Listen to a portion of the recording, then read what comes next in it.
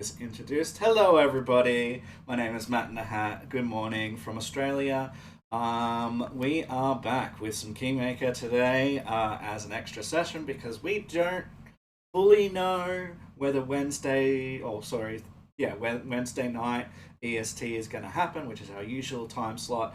One of our players has another game that may or may not happen, which is Death of the Deities, which will be on Jarl of Goat's channel, which you should go and check out either way. But in fact, it's just Jarl of Goats, right? Just Jarl of Goats. Alright, so guys, there's a shout out for Jarl of Goats. He is Are you kidding me? a gamer of all lots of things, has cool stream interactions with that, and GMs and plays in many tabletop role-playing games.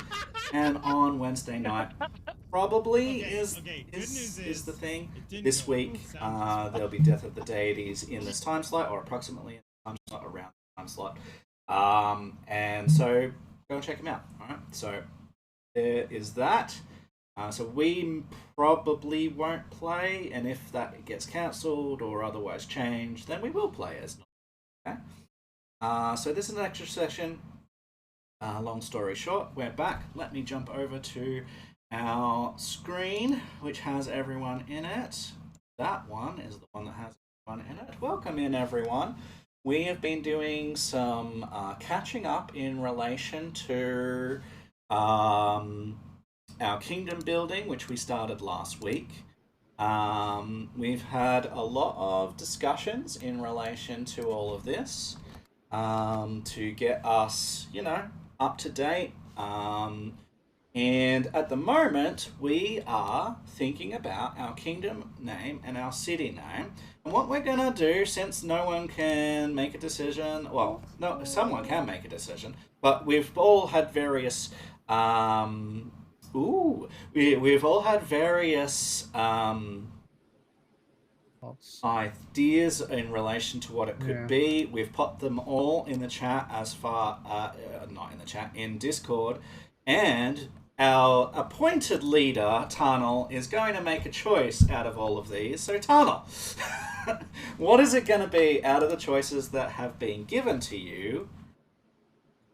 Well, see, and I'm looking at the choices that are available right there. And since I'm being forced into that circumstance, which is fine, everybody laughed at it. We're going to hoist it onto Tarnal. No. What it comes down to is I look and say, well, what one group here has no one picked, and then that's what I'm probably nice. So, yes. in that circumstance, that looks to be the kingdom name of Durden, and a capital name of Finapith. Ooh, that's pronounced right. All right, let me make sure that I'm going to get that one right. Phenoff. I'm going to call that. Is it Phenoff? Yeah, well, I think it's Fenoff. Fenoff. Yeah. And a capital name of Fenoff. All right, so Dernded, and Fenoff. Derndin. All right. Yes. And Fenoff. Do you want to post those in chat? Oh, he got it already. I'm just saying if you want to post it in chat so you can get it easier. I got it. Okay. All right, so those are going to be now updated. We now have our capital. Congratulations. We now have our kingdom, the Kingdom of Durndon. It is good to be king. or at least lord. We have yet to say what our title is for our ruler, but we'll call you a ruler for the moment. And we have Dragon Playing Worm redeeming a Kingmaker Fate Turned at a setback for a PC. I have not yet written the next Kingmaker Redeem, which is going to be what was it? What did we discuss the other day? It was a fate turned. They redeemed a fate turned. Yeah, no, for but what we discussed on Saturday for what we were going to put in it for a redeem for the Kingmaker portion of it. I'm trying to remember what it was either. It was a good idea. I too. wrote it down. I've got it here somewhere. I'll have to look it up. Anyway, we're going to have another one. But for today, for now, we have a fate turned. Who? Mixed Nuts. Alright, so Mixed Nuts, you're going to have a setback, a fate turned setback for your character here in a little bit. But I need to do some stuff first. I'm sorry, Dragon Playing. Actually, we have just finished. We have just finished our first kingdom turn. Every kingdom turn, chat and players, represents a month. So, while we are here, let's, with this fate turned, we are going to check in with each of you because as part of your duties over the last month, and I'm going to set the month as we're talking here together, we're going to set it as next month. So here we go. Ready? We're going to go move forward 1 month. There it is. We're now in Desnus. I don't know how it's pronounced, but there it is. Okay. We are now 1 month later. So we're going to be checking in with each player character as part of your roles, as part of your responsibilities over that 1 month that we've had not adventuring in downtime. There is 1 week of that month, 4 weeks approximately, that you must spend fulfilling your role, which has been talked about, and you have 3 weeks of downtime. And so, because we've had a fate turned on Tunnel, we're going to start with Tunnel. Tunnel, what do you do during your downtime? And what can we do to give you a setback? This isn't a character necessarily, though we could introduce one to help with this turn of events. But and if you're not sure, I can generate that for you. But you need to generate what you do at the very least, with your 3 weeks downtime, approximately. This is easy for me. Okay. 3 weeks of downtime was me intentionally trying to write with Lindsay about the song and the founding of this kingdom. And a setback for that is just straight writer's block. I cannot come up with anything that I am appropriately with, and am unbelievably frustrated after 3 weeks of attempting to compose anything and being dissatisfied with everything that I attempted with that. Okay. So I'm going to add that here. I'm going to make a heading. So each of you has, I've written a document that I'm keeping to myself for now, which details some of your biggest decisions and your major downtime stuff and the things, our flashbacks and things like that. That contains those things so that I can keep track of it, bring them back to bite you in the ass. So for this, we've got Kingdom Downtime. I'm going to make that a thing. I'm going to say attempted to write songs and stories about our adventures with Lindsay. Developed writer's block. Oh, that sucks. And has been singularly unproductive, and frustrated at this. There you go. Done. So that is your Kingdom Downtime. Anything else you wanted to say in relation to that? Or we move on to... it's going to be... Let's see... We Casser for person. check in with. You need a minute? Alright, I won't be Kasser. Malkov, in relation to downtime, please. Yeah, I was trying to learn Draconic and probably also try and learn Gnomish. Is there a preference on which you would put more time or effort in, or are they going to be split equal? Draconic. Okay. I want to be able to communicate fluently with our neighbors to the northeast. Maybe that's part of my writer's block. I'm teaching language. Teaching language, yeah. Yeah, and we'll go and check on how long it normally takes and all of that in a little bit. But for now, we'll just have that as a note with what you've done. Thank you, Lucas. What would you have done in your time, please? So we're in the Stag Lord's former domain. Correct. We are all around everything Stag Lord. There's lots to be gleaned and investigated and studied. Books, just like if there's any antiquities or things that haven't been smashed. Scrolls, things that need to be identified, read, just in general, getting a good sense of just basically like the surrounding area, like in just getting a feel of what it was to be the Stag Lord. All right, well, that is good. Very good. I will have that there. So we need to generate some stuff for you, and we need to generate some stuff for Malkov in relation to that, but that will be later. Is back? It's all right. We can wait a minute while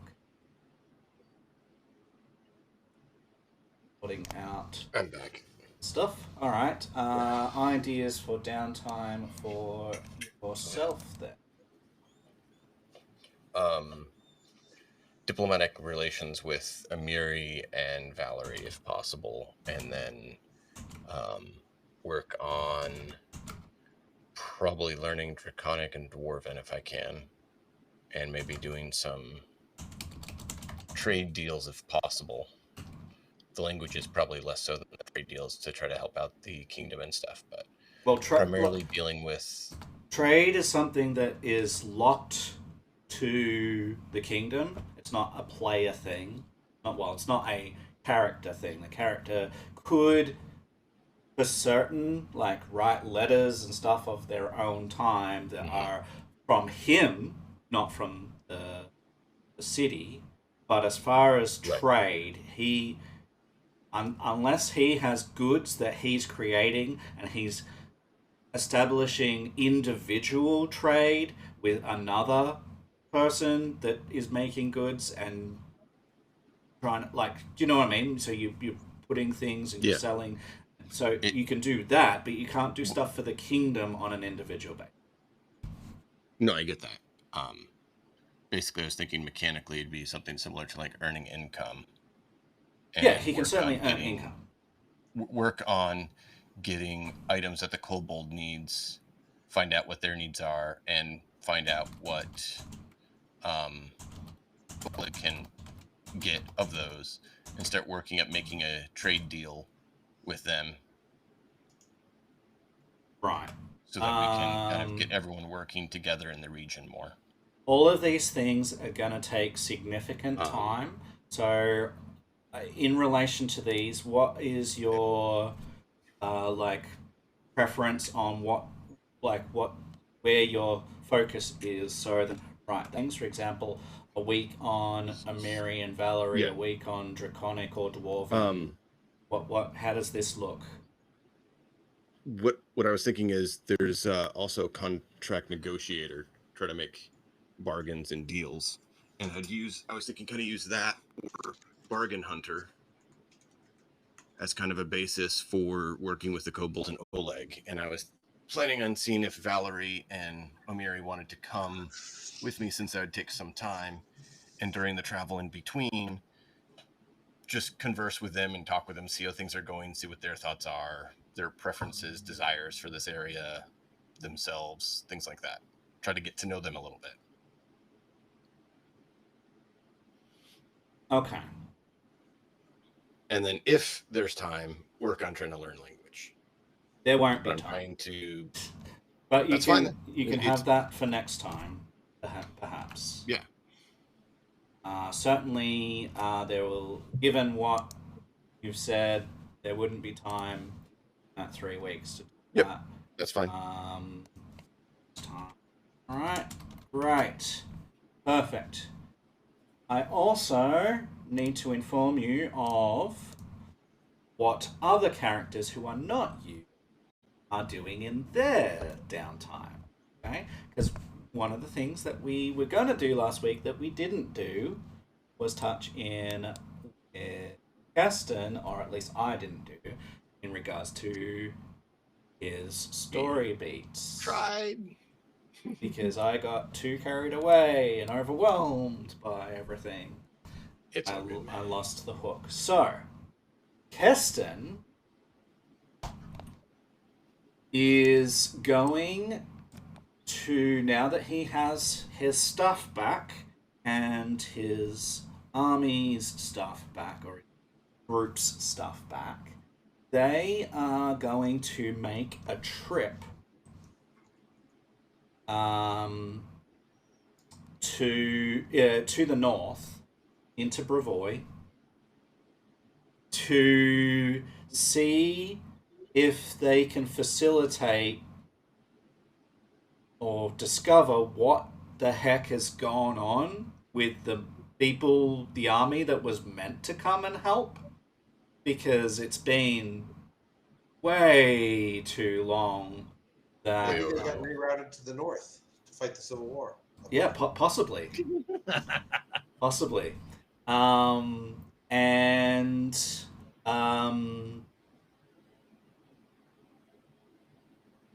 He and his cohorts are traveling to the north to, one, find out what has happened, two, resecure if they need to, or facilitate the delivery of said troops to Oleg's, whichever comes first, as part of that. And he's also going to because he's heard about everything that you're doing, and he's interested in developing your city settlement. He is also going to be spreading the word and seeing if anyone wants to join him on his way back. And he and his troops will guard them. Any traders, any skilled worksmen that might be out of work, that might want to come and join our kingdom. So he is going to do that. Yay, Keston. Awesome job. Okay, so that he is off, which means he fades into the background for a little while. Okay, you're not going to be able to reach him or talk with him, as he is going to be away for a little while, trying to sort that out. I'm going to ask if he gets the opportunity to see if he can find a book on learning the Sylvan language. Okay. All I can see as you say he fades in the background is Homer Simpson backing into the edge. Just for a little while. Oh. Keston, so going north to find out what happened with Oleg's troops. He is advertising our kingdom and seeing if citizens, especially skilled workmen, want to be accompanied to you is on the lookout for a book on learning the Sylvan language. Is that right?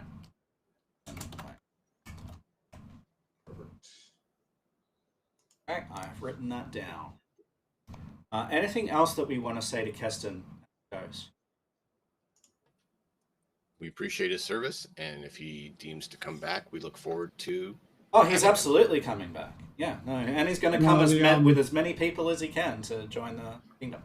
Did I get to deliver his things back? Yes.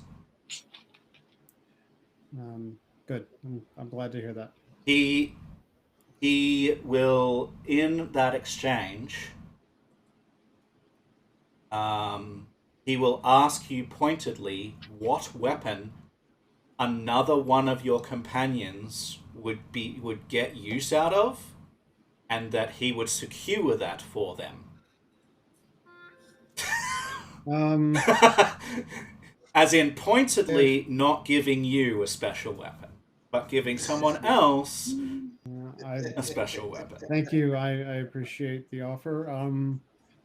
I think that our friend Kassor would appreciate. I think we decided. That's what we decided on Kassor. It's like the throwing hammer. Yeah. Yeah, I was either thinking the light hammer or the trident. The trident gives me a D8. The light hammer gives me a D6. So I was asking you guys last time what you thought. But... Go with the trident. So you Which want the trident I reflavored as a war spear instead of a 3-pronged thing, because there's no reason you'd go with a 3-prong item. Right.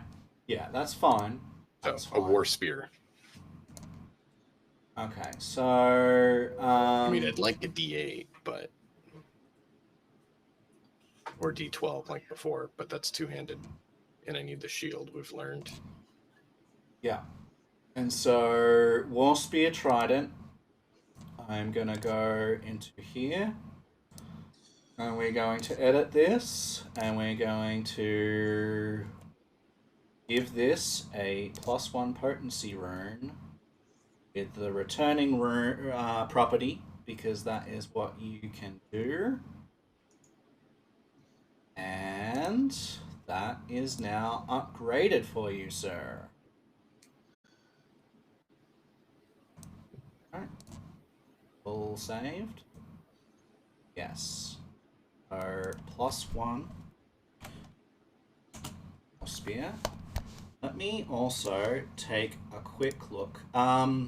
As part of this, Lucas, could you please make me a diplomacy check in as you pass this information along, and in relation to potentially trying to iron out the wrinkles with this relationship. So is this something where I'm gonna I'm unticking the pursue a lead, because technically he's not really my lead, so You can make him your lead. Have time. yeah, I'll do that. Why not? Sure.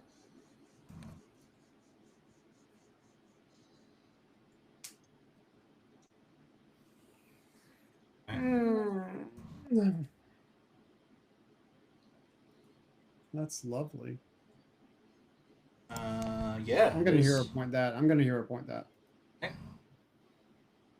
That was just.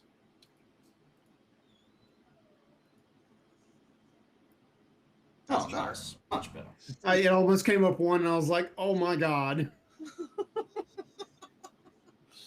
That is a great use of a hero point.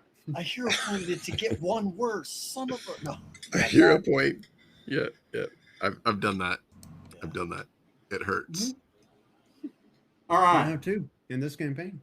He will ask you to go and get the war spear of Casseurs as a trade, Yeah.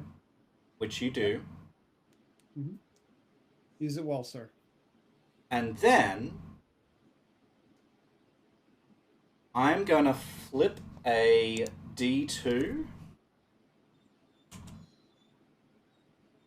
on a 1. I know what I'm doing here. Let's see. and he is going to upgrade it again. And he's going to give it a special combination of materials, and that is going to become a low-grade cold iron +1 war spear. Look at that. That is nice. Thank you, Custon. Very much appreciated. Go make sure you slap the fairies around. I mean, wait, no. They're supposed to be our sort of friends. Yeah, if we can become friendly with them, that could be great. I have adjusted the name of it, well, so that you can see Thank you. it's there. Okay. So what that means for you, just so that you are aware of what that does, it will do slightly, will do damage with weakness to cold iron, a little bit extra than normally would happen. Things that have weaknesses to cold iron are typically things like demons and things like fae. Okay? Look at that. A little bit of extra damage for those with. Cool. We're not encountering demons while that weapon's still relevant. Yeah, you can all set your hit points Might. to full, and you can all make sure that your characters are well rested, because we have been in downtime for a month. Matt, I had one quick question. We never role played out what was going on with whether I went and saw the fairies to grab that other spell. Are we doing that, or is that going to be an off-camera kind of thing? You don't need to roleplay it. However, that's kind of one of the reasons why I introduced the ability to narrate what you do in your downtime. Okay, so this month, you didn't do that. I'm going to be doing this again for the next month, for the next Kingdom turn, which is why I was asking to make sure. Yeah, it's going to happen just here in a moment. So the next Kingdom turn is coming. I just wanted to facilitate everything that's going on. Oleg, he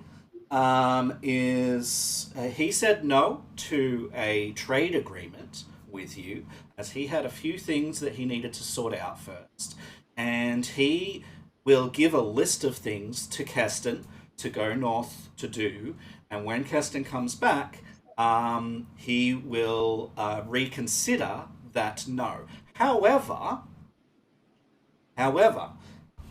Oleg, given everything that we've done and how peaceful we have been and how understanding we've been and everything that we've done in delivering his wife's ring and everything, he has given us a favor. He gives us a gift here before we get to this next step.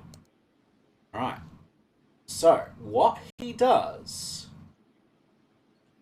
is he sends us a free generation.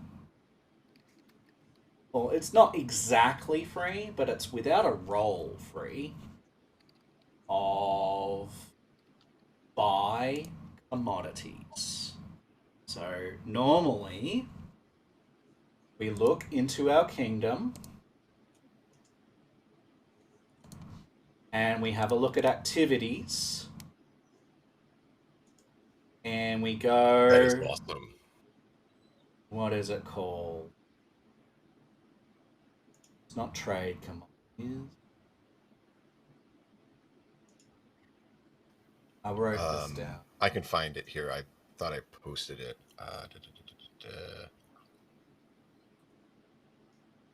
Purchase commodities. Purchase commodities. Yes. So, with purchase commodities, you spend RP. We're still going to spend the RP. So in retrospect, so I'm going to have us So at the moment, I've changed the RP to be just what we earned from our milestones to reflect this change. We are still going to spend 4 RP, which will take us down to 14 for the end of that turn. However, we immediately gain a critical success due to this being a gift from Oleg. And what I'm doing is this is a narrative event, and this is in stead of the normal reward that he would normally be giving the party.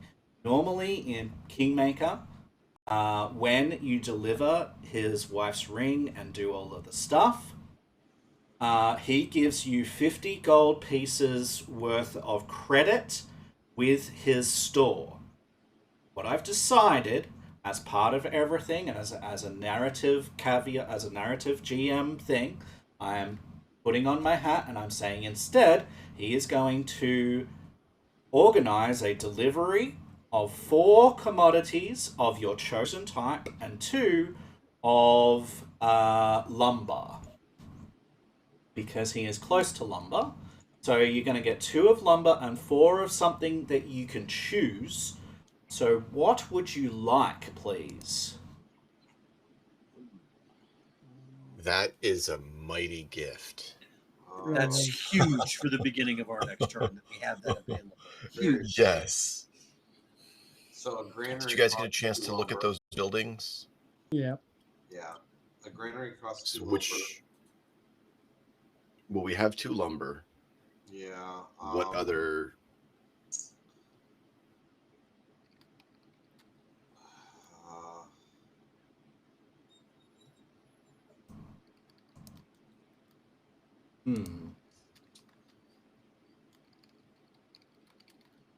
Interesting. So where did that go? An inn costs 2 lumber. Yeah. Mill is 2 lumber and 1 stone. Mm-hmm. And we were getting how much? We were getting 4 plus the 2 We lumber. get to pick 4 resources, and we have 2 lumber. 4 of our choice. Pick 4. So basically, we need to look at what building do we feel we want to build? Do we want to build a house, a granary, a smithy, tavern? What do we feel is going to be the most beneficial to us? Too. Yeah. Well, smithy, tannery, stonemason are all very helpful. Anything that's going to help with building up the city, honestly. Marketplace. Mm-hmm. What's the marketplace do?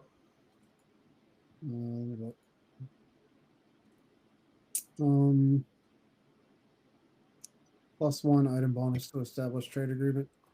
Oh yeah, marketplace would be really good. We do have trade agreements with some people already. Yep. It's still good to have. I'm just saying. It takes 4 lumber. So. Oh, that's a bit. Yep. That's a lot. The inn costs 2 lumber, I think. That'd be good to have. Because once we have ongoing events, we're going to want to be able to resolve those, and that requires hiring adventurers, which is the inn's bonus. Well, what I'm going to do, I'm going to leave it for the minute. I'm going to ask you, please, that's what I was going to say, to think about this and maybe chat about it in Discord. All right, like so you can have a discussion. We'll do it off screen. You have 4 resources to generate. It sounds like you're going to do that practically as far as picking a building to fill that sort of stuff, but we don't really have time for a full discussion on camera for this. So I'm going to have you do that while this happens. Now, as a result, as a narrative result of him sending this gift, I'm rolling a d4. And this is going to increase the the crime in the area by 2. Okay? Because they've seen the power of these gifts and the trade, and they've seen these goods, and they're like, maybe we can offload some of this. And so it's caught the attention of some nefarious, not so good doers, and your crime will go up by 2. Okay? So there's still space here, but I'm trying to present a narrative to you in relation you're to great. all of this. Okay, so that has all happened as part of our first settlement turn. I'm gonna check my notes, make sure that that's everything, because I wrote down a list of notes. I will say we probably should make a general store, since a settlement without a general store or marketplace reduces the effective level for purposes of determining items. So it basically means people can't get things. Yeah, well, you can have that discussion in Discord. Sorry. Alright, so there's that. Solve a sponsored purchase commodities, that has happened. Increase crime by D4, that has happened. Alright, we need to finally, before we go on to the next kingdom turn, which will happen here very soon, replace our 1 claim hex activity with another region activity. Please have a look at the region activities. These include abandon hex, build roads, you can't claim a hex, clear hex, establish farmland, establish settlement, I wouldn't recommend that, establish work site, go fishing, fortify hex, gather livestock, harvest crops, or which you can't do because we don't have farm, irrigation. Oh, actually, you might not need a farm. Have a look, irrigation. So these are things. You can choose one of them. You need to roll because I have carried over your success with your claim hex into turn 2. Okay, so that is still going to happen with your claim hex.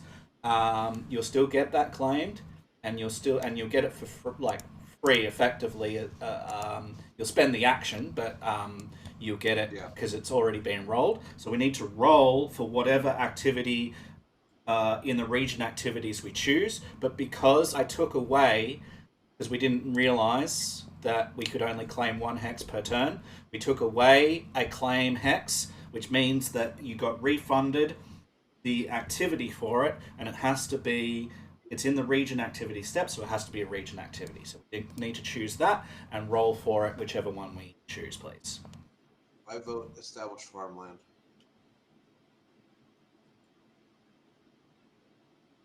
Yeah, we did try once and fail, so we could try again. Yeah, we should try that again. Were we able to try to use our fame point last time to try to do a reroll on that, since we didn't realize that's how that worked? No, but we didn't know at that time. I'm not going to have that happen now, no. So we can roll that now, and as of today, we know that. So we can use the reroll if we fail again this time. I kind of want to do irrigation. Actually, but we could do that because we are retrospecting the action. So fine, yeah, establish farmland. Yeah, if this established farmland fails, you can use last time's fame point. Is what I'm saying. It already has a river. Why would we irrigate it? Oh, yeah, that's right. That's good. That's a good point. And irrigation without a farmland is kind of pointless. You control a hex adjacent to a river or lake. Itself does not contain a river or lake. It contains a river. Okay. Yeah, I think we should. So you technically can't irrigate. I think I'll call this right. I think we should attempt to establish farmland again. All right. So whoever is in charge of that. What's the viceroy? Okay. You can go ahead and roll for that, please. Agriculture.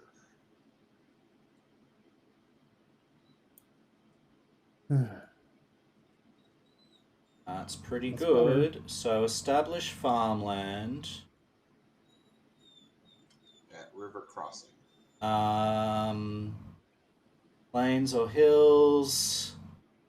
So you must spend an RP, which we'll do in a moment. Means we're down to 13. Hex is against your control DC, so that's totally fine. It is hills, so it's 2 RP. I'm not going to increase the control by that much. That's fine. So you're going to succeed, but it is going to be 2 RP, taking you down to 12. Okay. It's going to be a normal success for 1 farmland hex, which is going to be on the river crossing. So that is going to get edited now. River crossing.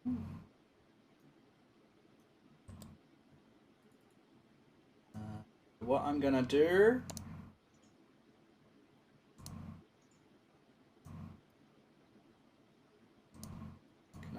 I'm going to have a look at this in the week, but I'm going to just type it for the moment. Imperfect, but this hex contains farmland. Okay, and I am going to have a look at what I need to do to change these, like to add features, because we need to add a feature, but I don't know how to do it. To learn to do that. Okay. Alright, so it contains farmland now, and what that means, as we have discussed off camera, is that that hex is now full, or at least becoming full, and you cannot put anything, any other terrain feature, cannot add a terrain feature to this hex. Okay, so we have homebrewed that, chat, as well. Some of the terrain features take up less than a full hex because we looked at them and went, we don't think it should take up that amount of space. 12 miles across, making them massive. And we decided that those instead could take up half or none of that space. Like a bridge takes up no space, in our opinion, and some of the other terrain features take up half a hex rather than full hex. But farmland takes up a full hex for this purpose. 12 miles of bridge. 12 miles of bridge. Yes. There's a lot of bridges. Yeah. So, yeah. Bridge across the entire hex. We decided that we would house rule it or homebrew it that bridges don't take up a terrain slot. They count as a terrain feature, but they do not take up a terrain feature slot. Okay? So, yeah. Alright, so that has all been done, guys. We said we were down to 12. Let us get our multiplier out here. Where is my...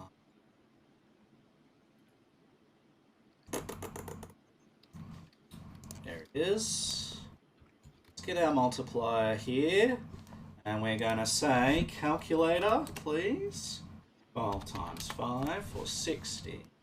So, what I'm doing is I'm adding a little bit more XP. I'll talk a bit more off stream at what conversion rate that is, because we don't need to know. But essentially what that means is you'll get XP a little bit faster. And instead of 1 XP per RP, you'll get a little bit more.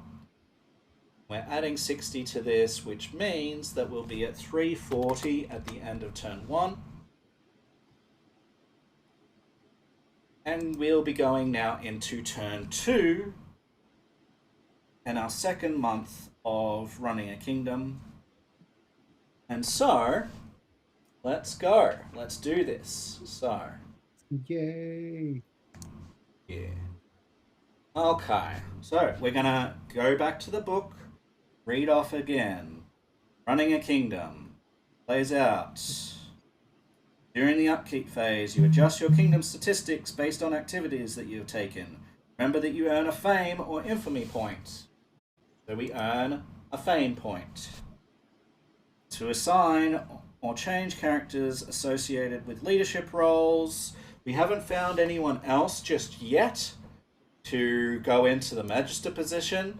But so that is going to be skipped. Is everyone okay with the leadership that we've got? I'm assuming the answer is yes, you're okay. Yes. You mean I'm not fired for the naming convention that nobody liked? There's a coup We afoot. considered it, but we're going to lynch you later on. Oh, come on. Alright, so that step's done. Adjust unrest. Adjust your unrest score. Increase it by 1 for every settlement in your kingdom that's overcrowded. Let me just check on that rule, and we're going to read that rule because we haven't read that rule. Okay, overcrowded. So, while almost every structure presumably includes a small amount of lodging, you need to build residential lots in order to give your citizens enough places to live. You do so by building a structure that has the residential trait in a chosen lot. Settlements require a number of residential lots equal to the number of blocks that have any structures built within them. Although these residential lots need not be located one per block. For example, when a village expands to a town, it initially occupies 2 blocks. It needs 2 residential lots. A settlement without that minimum number is overcrowded and generates 1 unrest. So technically, we would get 1 unrest because of that. You would get 1 unrest because of that. However, we built farmland. Yep. I believe farmland reduces the number that we need by 1. Is that correct? It reduces consumption by 1, I thought, not overcrowding. Happiness. Let me double check. Yeah, that sounds right. What, the farmland? That it reduces consumption. Consumption. Per. All right. So in this case, and what I'm going to do, I haven't run this by you, but this is going to be another homebrew rule. Okay. I've looked at all of the information in regards to this. I've read a lot of feedback, and over everyone and everything that is talking about this, everyone is saying that the unrest or ruin does not accumulate anywhere near fast enough, and it's not severe enough. Everyone is saying that, right? So, in basically what that means is that it never becomes a problem, and it's meant to be a problem. So, whenever we generate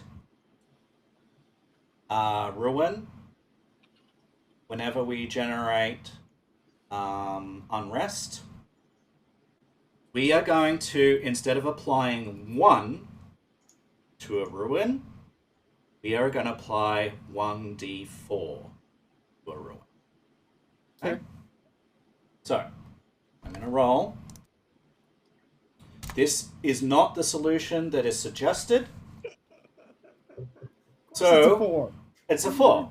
However, we're going to test this, and if it sucks, you can tell me later on, but we're going to test it and try it, and this is my solution for now.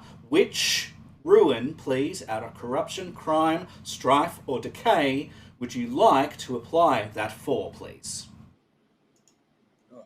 Not the one that already has 2 is the first thing. Yeah, not crime. I was going to say corruption. Okay. I'd say strife. I mean, I personally don't care, just not unrest. Well, yeah, let's go with strife. Strife's fine. So the loyalty of your citizens has some bubbling to it, and it makes sense. This is an early rule. You guys are starting your journey, right? Like, and so people are like, oh, I'm not sure about these leaders. They're not completely up in arms, but they're talking about it. They're like, I'm not sure yet. This Bart can't even write a song for our city. What are we talking about? What are we talking about? Yeah. So there's that. Okay, so that is done. So, yeah, it looks like all it does is reduce the consumption by 1. Okay. So very good. Because we are overcrowded right now, you get that. Okay, so after making adjustments, if your kingdom's unrest is 10 or higher, which it's not, you gain... Oh, that's not the same. Unrest is not the same. Okay, apologies. So we're going to take that to 0, and we're going to make this 4. They're two separate things. Unrest gets to 20.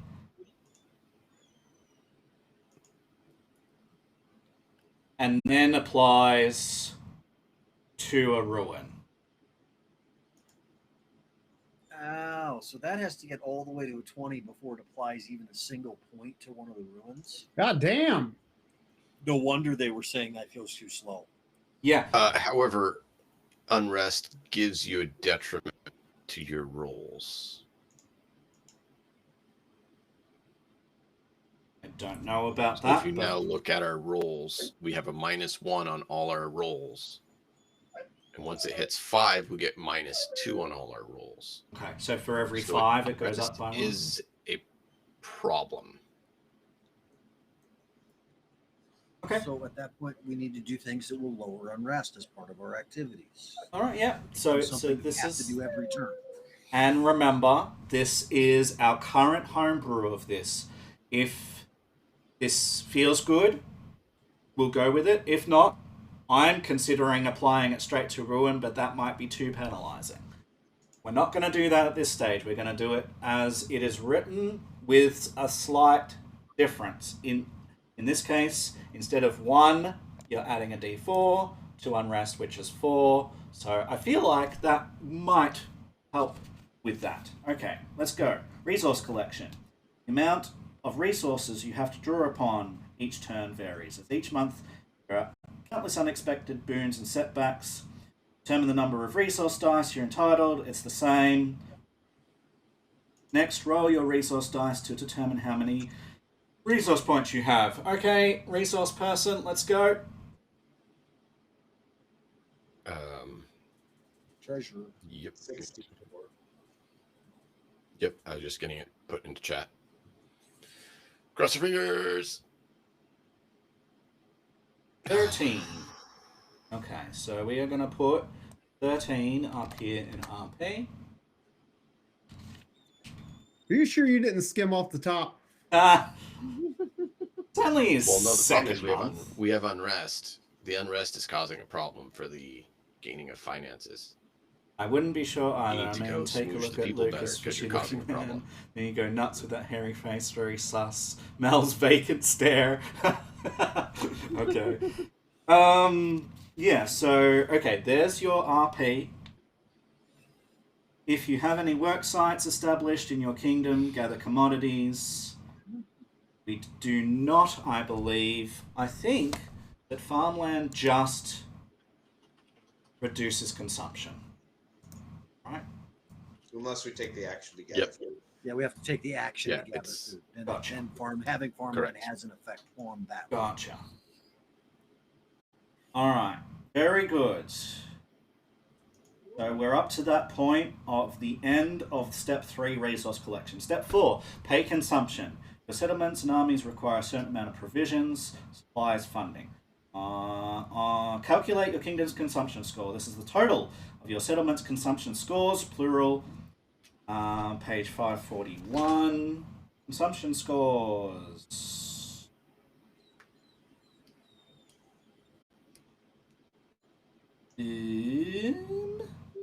As a village, You have a consumption of 1. As a town, it's 2. As a city, it's 4. And as a metropolis, it's 6.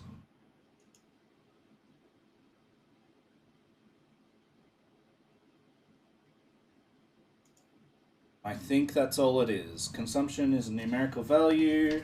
Let's just double check this, make sure. Number given here shows a settlement's base consumption. Yeah, so that's fine. So we are at a consumption of 1. Plus your army's consumption score. We don't have an army. 0. Minus the number of farmland hexes you have, which is 1. 1. So Plus 1. any modifiers. So, in this case, we are adding 1 and reducing it by 1. We have 0 consumption. I'll choose not to spend a commodity cost. 5 RP per point of unpaid consumption or increased unrest by a D4. I'll probably adjust that D4 because we're saying D4 for other things. So we'll adjust that in the future, but for now, it's 0. Commerce phase. Kingdom generates revenue and makes trade agreements, so we're collecting taxes once per kingdom turn to attempt to bolster economy. You don't attempt to collect taxes, you instead attempt a DC 11 flat check, reduce unrest by 1. So, collect taxes, 530. And we attempted to collect taxes last turn, and there's a penalty. We're not doing it. And failed. We're not doing it. Yeah. We're not doing it. But there's a penalty if we attempt to do it 2 turns in a row. So Alright, so could our treasurer please roll a DC 11 flat check?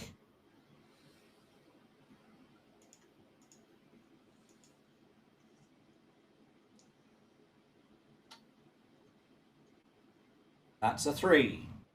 Do you want to use your reroll? What was this for? This is collect taxes, flat check. You will increase so on a success, you reduce unrest. Okay. On a success, we reduce unrest. So yeah, probably should do that. I would say use 1. So we'll use one of our points. All right, it will go down to 1 fame. Reroll, please. DC 11. Hopefully it doesn't hate me this time. Hey. You reduce by 1. Hey. Okay. Can we reduce by D4? No! Ow. Alright. Approve expenses. You can draw upon the kingdom's funds. Do we want to do that? Tap treasury, all that? I think the answer is no. Trade commodities, I could see possibly doing. Yeah, but we're not up to that yet.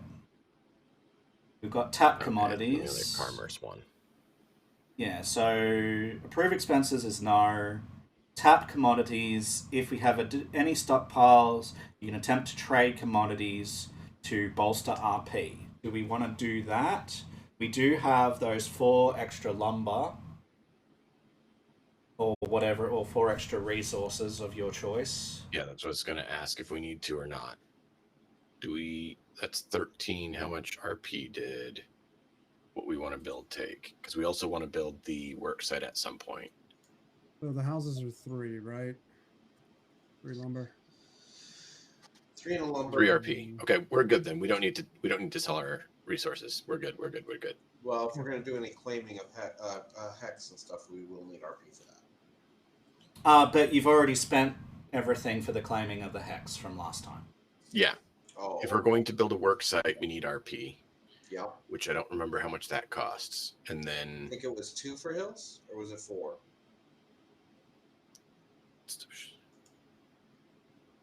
Establish work site. Spend RP is determined by the hex's most inhospitable terrain. So hills would be 2, I think. So it's 2 RP. So we're good on that. We can do those things without breaking the bank, which we don't even have the hex anyways that we need for that. So we just need to claim the hex first. Because it's the next one away. Well, for now, that's what it is. So we're not doing that step of tapping commodities. No. We're managing trade agreements. If you've established trade agreements, you can use the manage trade agreements activity. Do you want to do that? it's going to cost us 2 RP per It's trade 2 RP. agreement you wish to manage, and it doesn't get us a benefit until next turn.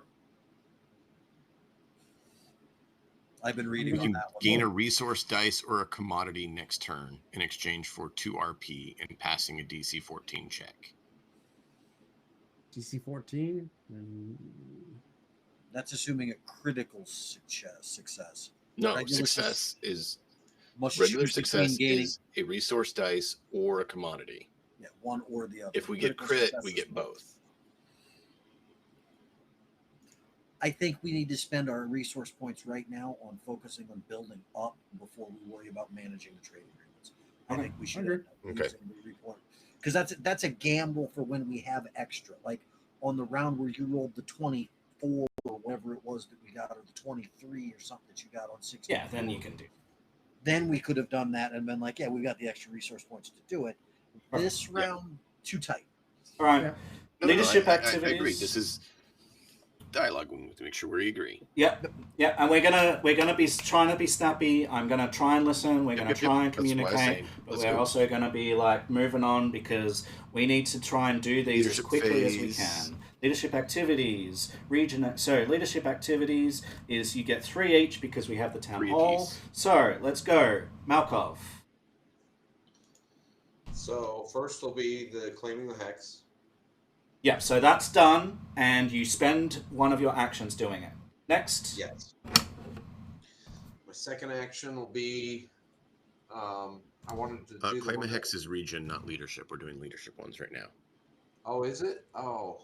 Yeah. So hard to keep. Sorry, I'm not trying to be a pain. I'm trying to make sure we do the right ones. Okay. So capital investment, celebrate holiday, clandestine business, craft luxuries. Right. I can see them all. I'm just looking for the one that reduces crime. It's an action. I know it is, but I just don't remember what it's called. Infiltration?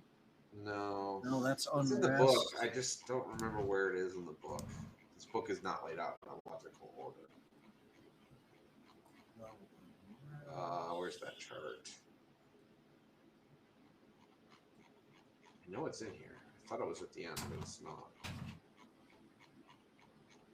You can do clandestine business. That'll fit you. Celebrate That is- holiday. Okay, let's see here. Repair crime. Creative solution. Trade. It's the trained ones reputation. from our There it is. skills. It's Yeah, so I'm going to do repair reputation.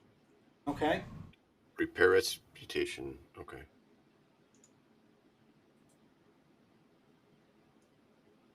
Hey. So I succeed, which reduces the ruin by 1. All right. So that'll take our crime down to a 1 of 10. Cool. I will note that. And then I got a different action for my third one because you can't do the same action twice. What'd you do for your first one? Claim the hat. Oh no, never mind. No. You did one. Rest or relaxation is one you can do to bring down unrest. Yeah. Okay, we'll do that one second. Hold on. We did rest and relaxation last Kingdom turn, however, and there's a penalty to that if you do it. Is there? twice. I didn't think there was per turn for that. Is there? The DC increases by Oh, 4. if previous 4. turn it increases by 4. Ooh. So those who did it last turn can't do it this time. We can do quell and rest. Now, I know but I we did can't rest. do rest and relaxation. Yeah. So that becomes an every other turn, and we kind of have to keep track of that. So We need to Twice remember more. who did it All and right, who I'll do didn't. quell 'cause and rest and do. I know I did. Yeah, I did rest and relaxation last time. I'll do quell and rest with intrigue for my second action. That's a failure. I'm just guessing nothing changes on a normal failure, right? Yeah, no. Not failed. change. Failure reduced. Yeah, failure reduced. Okay, Gotcha. and then my third action, where is that? Craft luxuries? Mm-hmm. Yeah, I'm going to do craft luxuries. So you can craft luxury or you can craft masterpiece. Oh, no, wait. Yeah, Or you Masterpiece can is do the one that gives clandestine us business. fame. Yeah, I want Masterpiece. That's the one that gives us fame. Oh. Right. So that is Yep. arts. Nice. Well done. Nearly a crit. So, one fame. Gain one fame. Nice. On fame. There it is. There you guys.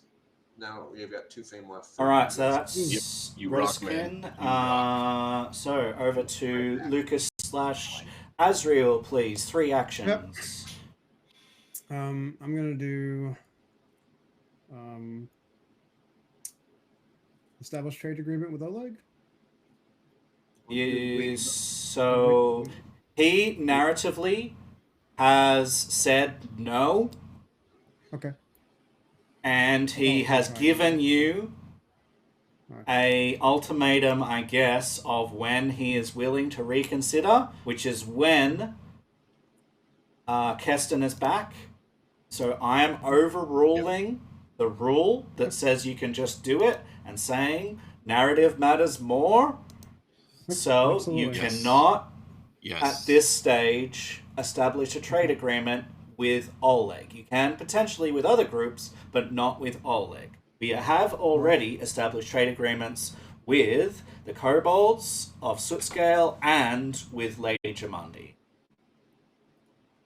I will do craft luxuries. Right.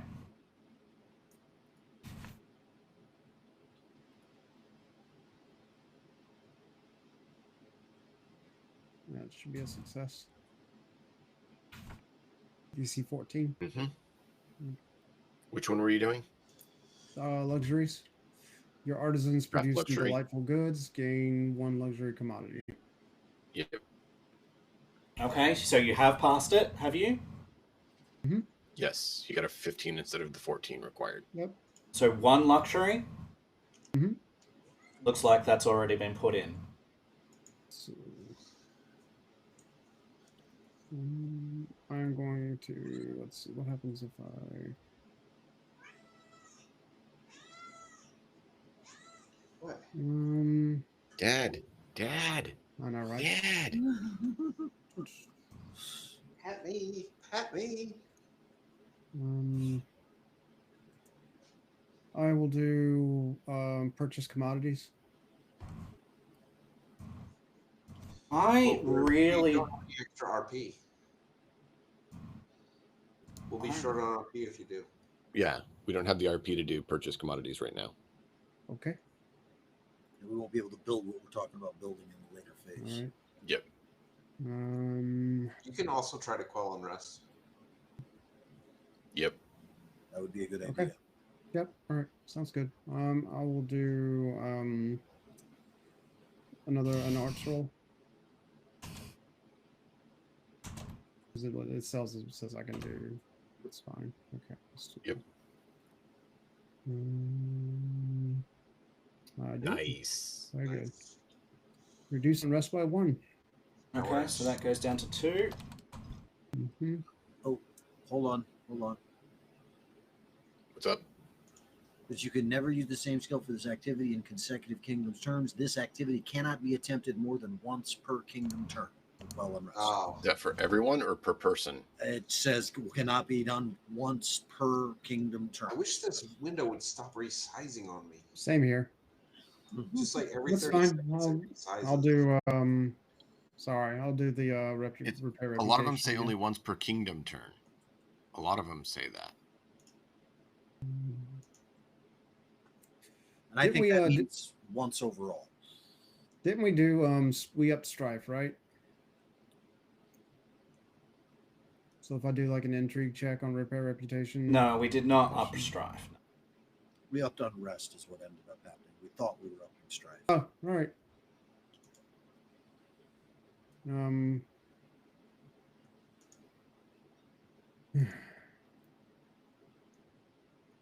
Where's the decay, crime, corruption? Okay, all right. Crap. Is there nothing left to do? I literally don't know what to do. I got to do prognostication last turn. I guess I could do it again. What is this? Prognostication, the magic, the omen, read the omens, and provide advice on to prepare for near future events. Have a look. Success, gain a +1 circumstance bonus to checks made to resolve a random kingdom event this turn. Yeah, we will be doing that, so we will be getting a random event. I'll just There's do that also focused attention. Yep. I mean, that's a high check, but it's a possibility that you can grant, so you can give other people circumstantial bonuses if you succeed at it for their checks later. That's not a bad option. I've got 2 left, right? So like I can do focus. Yeah. I've lost track because we've gone backwards and forwards so many times. Yeah, he has 2 left. We got you covered, man. 2 left because he did 2, but 1 got canceled, so only 1, so he has 2 left. You said a choose another leader in a kingdom skill and then attempt a DC 20 check using the chosen skill. I'll do trade and I'll help. Who's next? Do statecraft. Okay.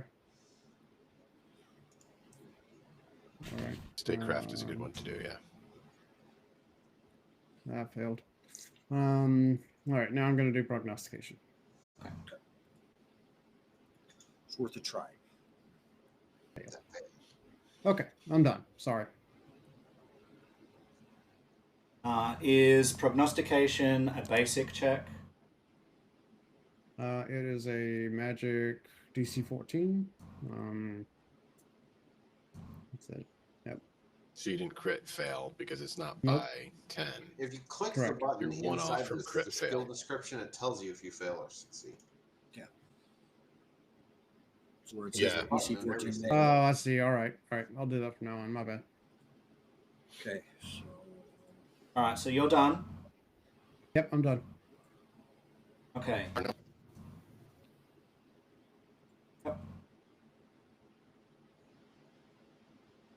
Who's next? Analyst.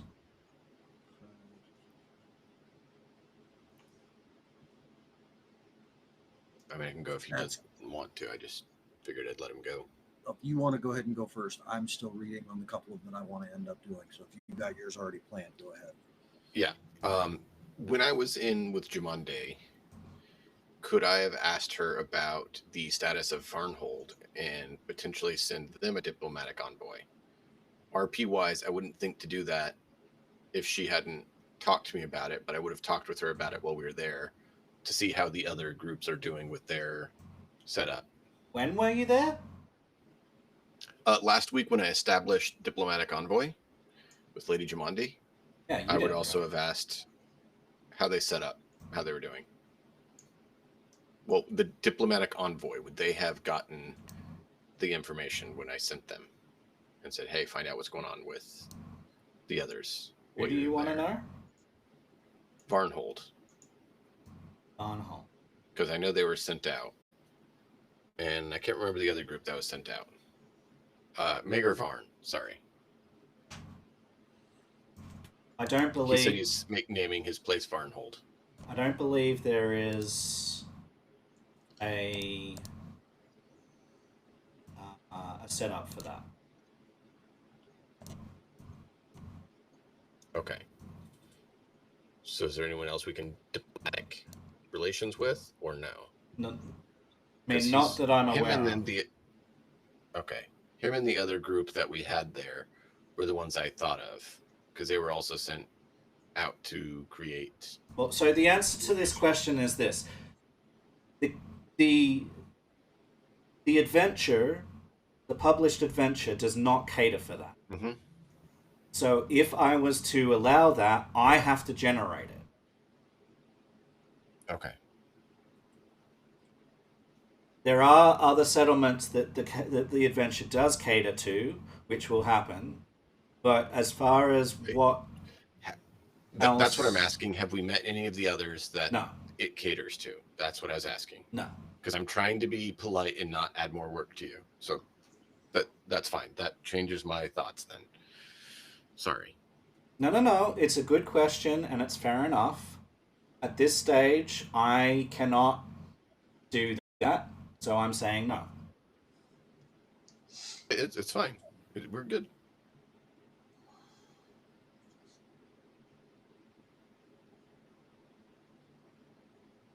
So if you're not doing that, what else are you doing? 19.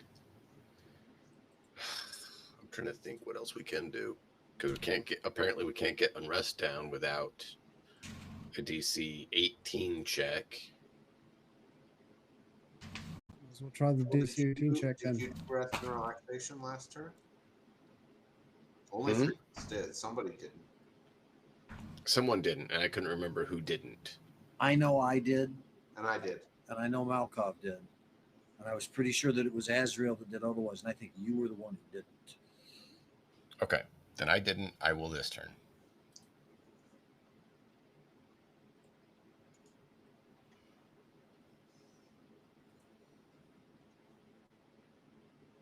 Nice.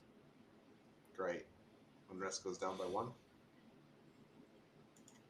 Yeah, I want to keep our unrest under control. That's why I'm trying to think of what else I can do to deal with that.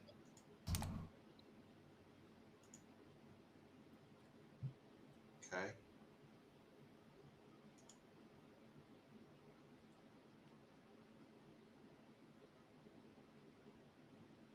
All right, what else? What? I'm going to do clandestine business, because why not? Yeah. But instead of it being fishy, it's going to be more diplomatic related.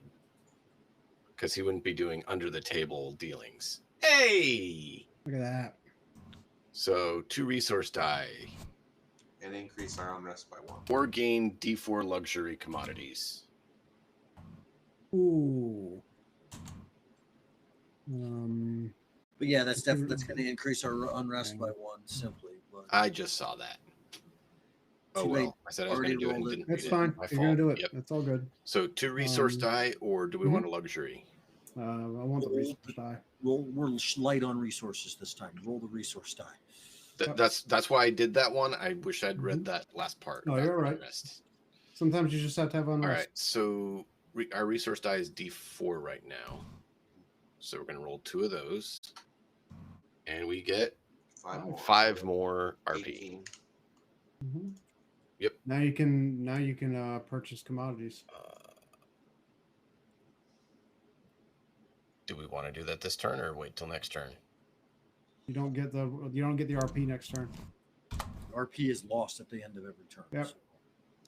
True. Do you want me to do that? Yep.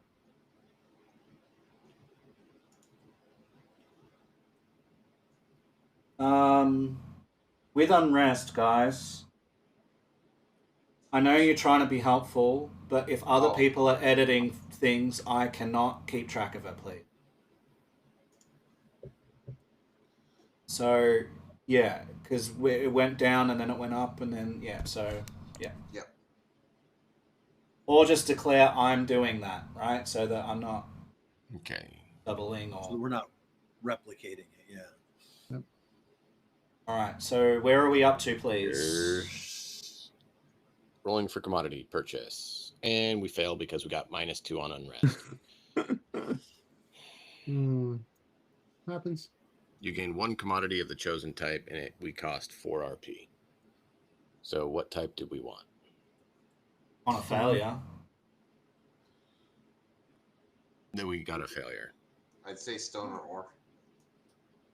Failure is 1, success is 2. So someone did adjust the RP. Yes. Yep. And the I got the lumberyard, RP, and I'm going to put the... What? The lumberyard takes 1 ore. So if we want to build a lumberyard, we need ore. I'll do an ore. We have the 4 from Oleg we need to do, but put that in Discord. We'll deal with that. And that would be my 3 actions. So, Arnold. Okay, so... Now with our... The Sootscale Kobold's Hex borders they border directly to us, correct? Yeah. Yes, because we have got the river crossing and the rickety bridge currently. Okay, perfect. So I am going to attempt to get, since we already have diplomatic setups with them, I am going to attempt to do this pledge of fealty to see if I can just bring them into our kingdom entirely. They have The DC for that is based on that particular group's negotiation DC. Sidebar on page 519. Yep. Go ahead and roll, please. And I'm just looking here real quick. Which roll is this? Intrigue, statecraft, or warfare? I am going to use intrigue. Yep, DC 20.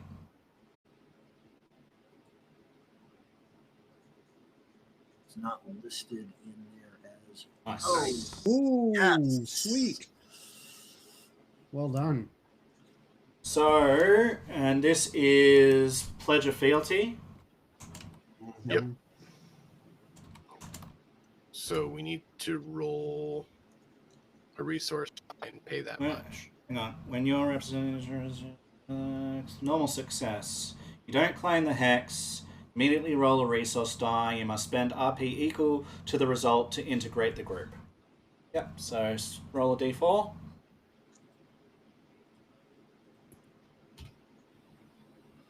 Four. Well, Spend 4. I'll dock it. I'm sorry. Don't be. It's fine. Like, it happens. It's all good. The dice. You succeeded. They're We now have- part of our. We're now on good terms. You know, we're working together more. Mm-hmm. Yeah, so Pledge of Fealty has happened, which means that you can now do more in relation to them. Their I gotta let the dog in. warriors will be at your disposal as well when you can afford them, all of that sort of stuff. So My Yay. second check, even though it's not our greatest setup, is to make a defense roll to provide care. I like that.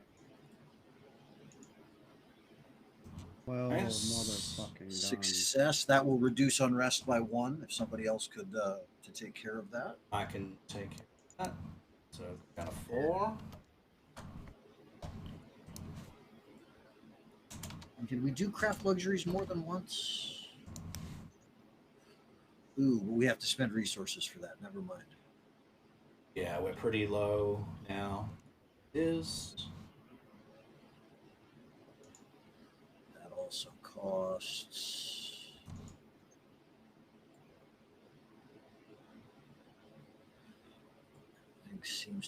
What's left seems to have the ability to cost. Most things do. But well done on the kobolds, man. That was awesome. That's something we all wanted to do. Can we do repair reputation twice around?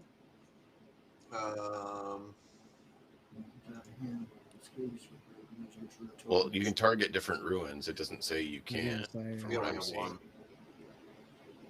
And the one that we have right now is crime. Is that correct? Yes. Yeah, it does not say you can't. There's no penalties for doing it multiple times. Okay, so that's a trade check. Unless you fail, then it says you Yep. can't attempt again on this ruin for 1 kingdom turn.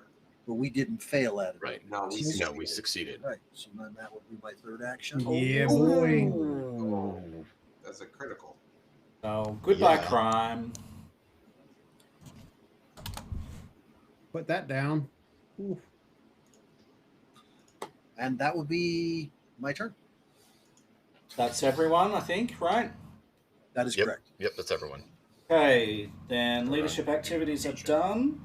Region activities. You may now collectively attempt up to 3 region activities, not each, but all up. So, which 3? Who's rolling? Let's go. Claim hex first. Yeah, We claimed hex, which we already Yep. counted as doing, so Yep, we can't do it again. So that takes 1. We've got 2 left, please. A work site? Question on that. The kobolds have the silver mine. How does that work now that they've been incorporated into our nation? We don't have You their do hex. not have We the don't have hex. the hex. If I had critically succeeded, it would have given Okay. us that hex, and then we could have done that. Next but turn we could claim the hex, but this Yes. turn we cannot. Okay. Yeah. So that's how that works. Okay. Yep. I think we should do an established work site. And maybe harvest crops. Where can we establish work site? At there. The hills.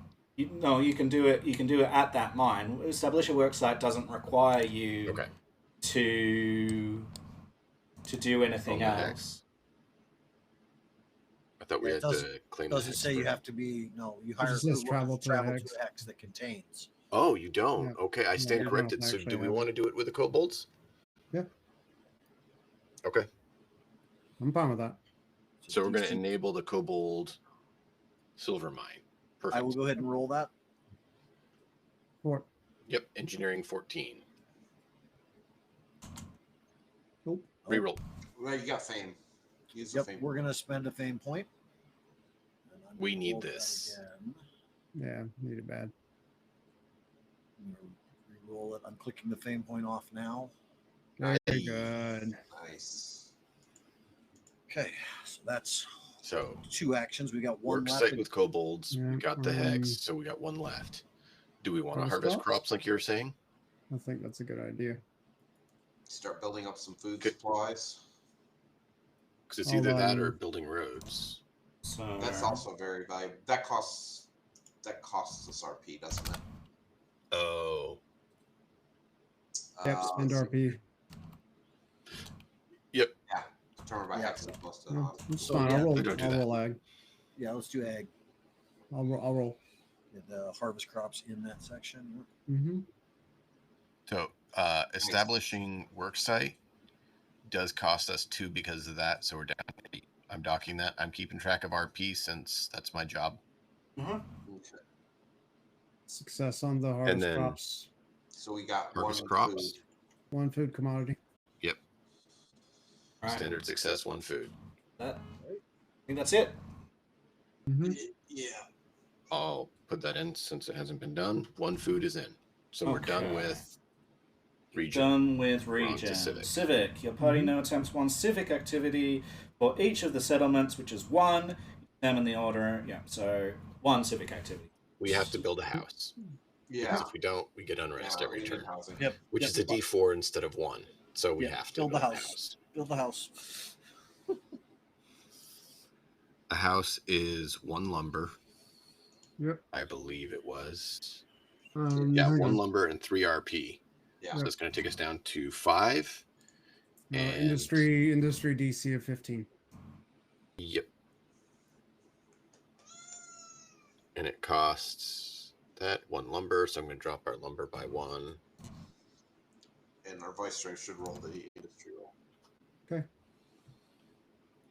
3, 2, 1. Oh. That's Are you looking for a crit on that? Oh man. Build structures. It doesn't. Nope. You just get it.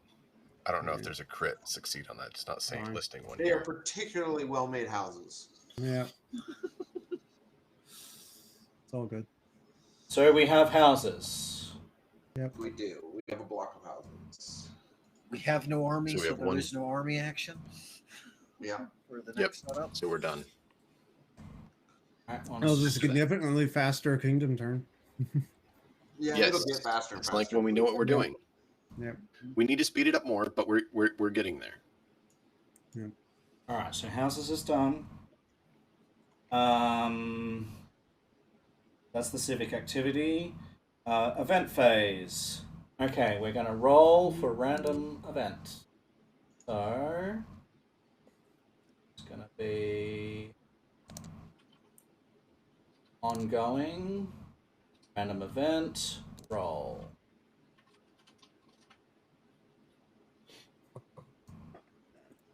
Critical failure. So that means DC on a success, a random kingdom event happens. If it's not a success, no random event happens, and it goes down to 11. Okay. So the DC will be lower next time. Yep, the random. Yep. All good. That's annoying.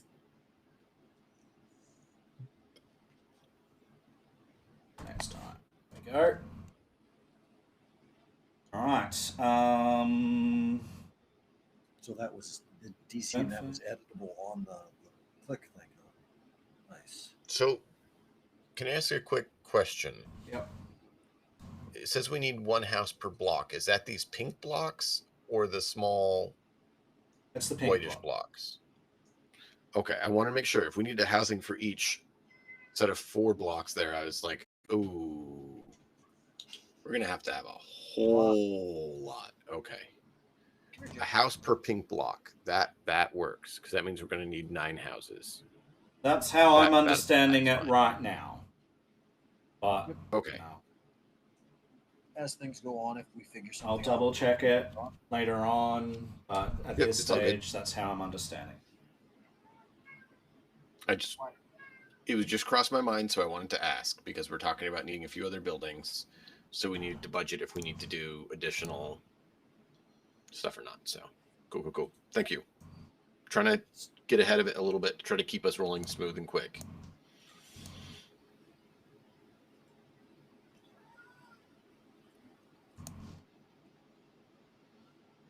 What's next? Hang on.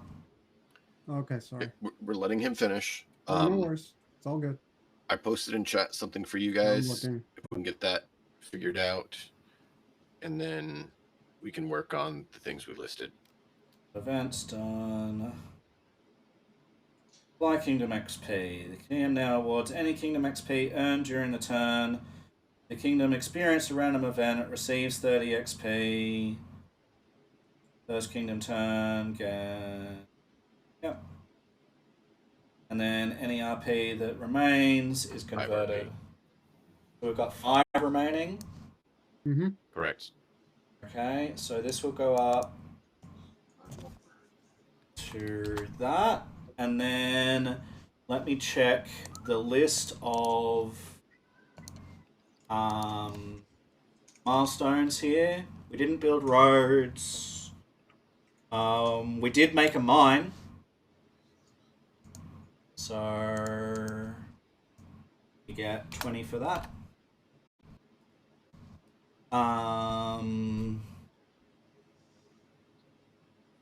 Fortify, no. Did we use creative solution? No. No. We didn't build a famous structure. We didn't. This will random event. No.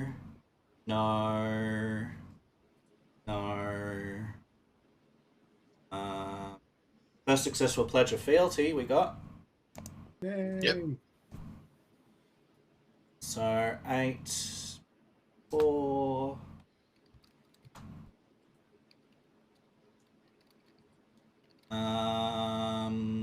That's it. Okay, so we're at 4:45. Very good, everyone. And I will update Discord after the session. So we've been here an hour and a half. No. Yeah, an hour and a half, and we've gotten 1 turn. Is that right? Yes. Yep. Oh boy. And we should be able to go faster now. Yeah. Now that it's... We can cut it down to half that. We need to cut it down to half that. All right. Well, let me ask you. We have 20 minutes or so. We can go over a little bit before a break. We want to get into other things. Do we want to do a 3rd Kingdom turn, or do we want to wrap up and start on characters and plots and threads and story and RP? I would rather switch to that. I think we should, until we get this process down to a slower period or a faster period of time, we should do 1 Kingdom turn at the beginning of each session. Okay. Until we get it fast, and then we can try to do. Well, I was going to say, do we want to try to make it faster and spend the next 20 minutes and just trying to get 1 done and try to see if we can get it done in 20 minutes? It will absolutely not be done in 20 minutes. minutes. Or do we want to... Okay, we don't think we'll be done in 20 minutes. Okay, that's fine. I would like to do some reconnoitering of hexes, so that we know. That's fine. We can go do that then. I want to reconnoiter every hex that's adjacent to us. Yeah. No, I do know we do personally want to do exploration instead of just kingdom. I totally agree. But, All right. It represents a month of time. Well, plus, Yeah. we still haven't resolved this month of downtime yet. So, we have 3 weeks each on this month. Are we going... Do we want to do that after we do the character stuff of adventuring and exploring so we can dock that from the time? No, it needs to be done. We've just taken the month. Yeah, we've just spent a month. Yeah, it needs to be now. My downtime's easy. I'm going to see the fairies. Okay, let me adjust that then. 1 second, please. I'm gonna have to. Maybe it won't take you all 3 weeks. With as much as I'm probably going to be wandering around in circles by their jokes from that, I'm assuming it's taking the whole time frame. Visited the fairies to learn what is the spell, please. Oh, dang it. Hold on 1 second.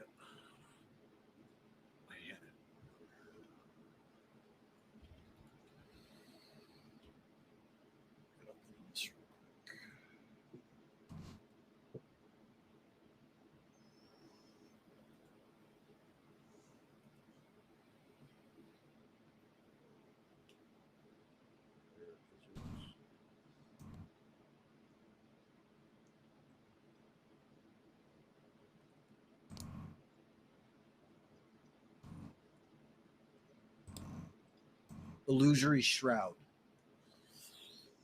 All right.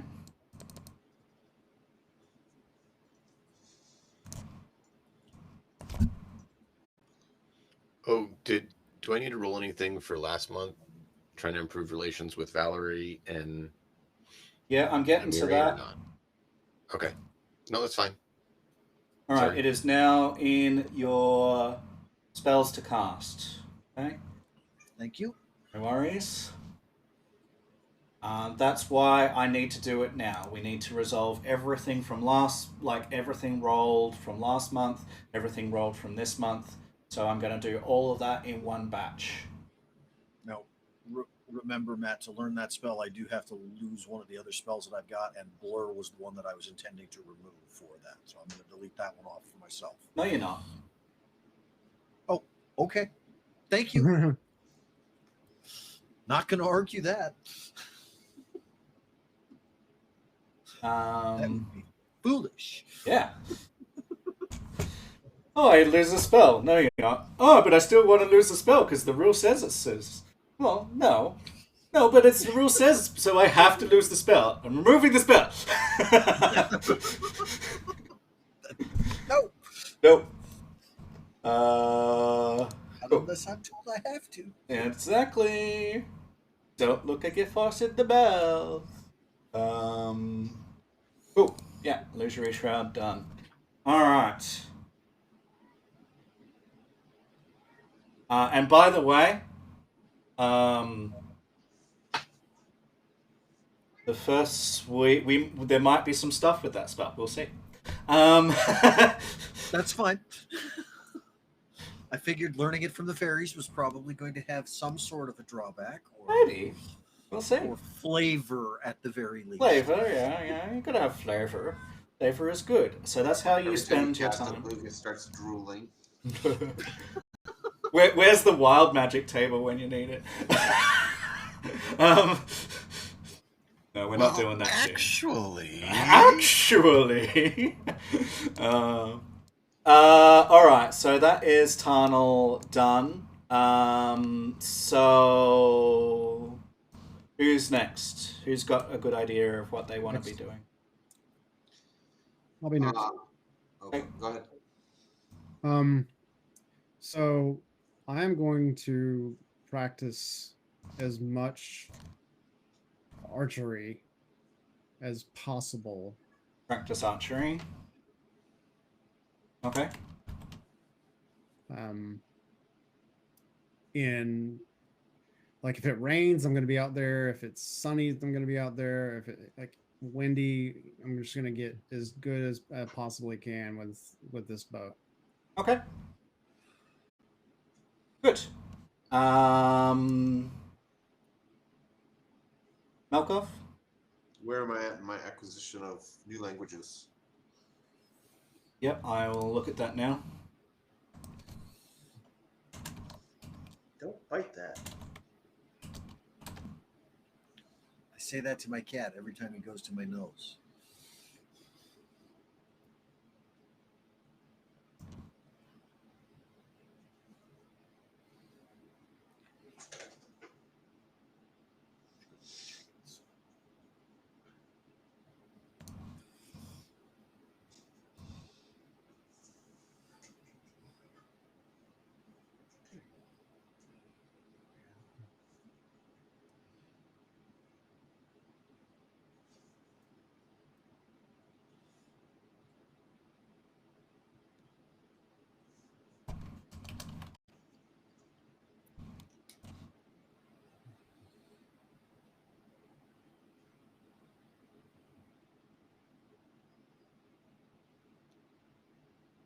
I'm going to have you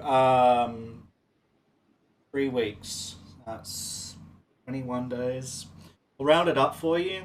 I'm going to have you halfway to 1 language. Okay. So technically it's 50 days. Okay. I'm counting 5 days a week.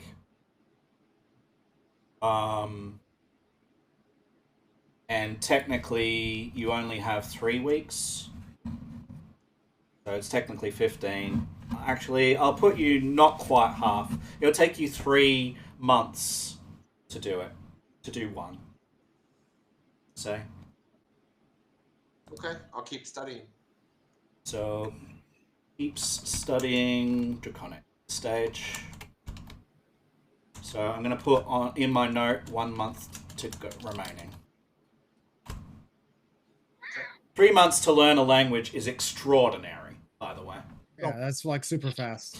Yeah, no. Sorry. Did I like what did I learn like Stag Lord wise? Yeah, I'm getting to that. Okay. So DM, have you done yours? No. So your month. How things went last month, it would kind of potentially alter things. Yep. So I need to do those rolls. Let me go then and just resolve all of the stuff that I haven't resolved, and I'll touch back in with you in a moment. Okay. Try to learn more about the Stag Lord. Let's make an investigation check, recall knowledge. This is going to be your best recall knowledge, whatever that is, please. Okay. Where is that? Recall. Is it in my skills? Or feats, rather? It's your best knowledge. Oh, okay. Recall knowledge is based on whatever skill you're going to use. You use whatever the skill is that's best. Oh, all right. In this case. Society. Yep, society's good.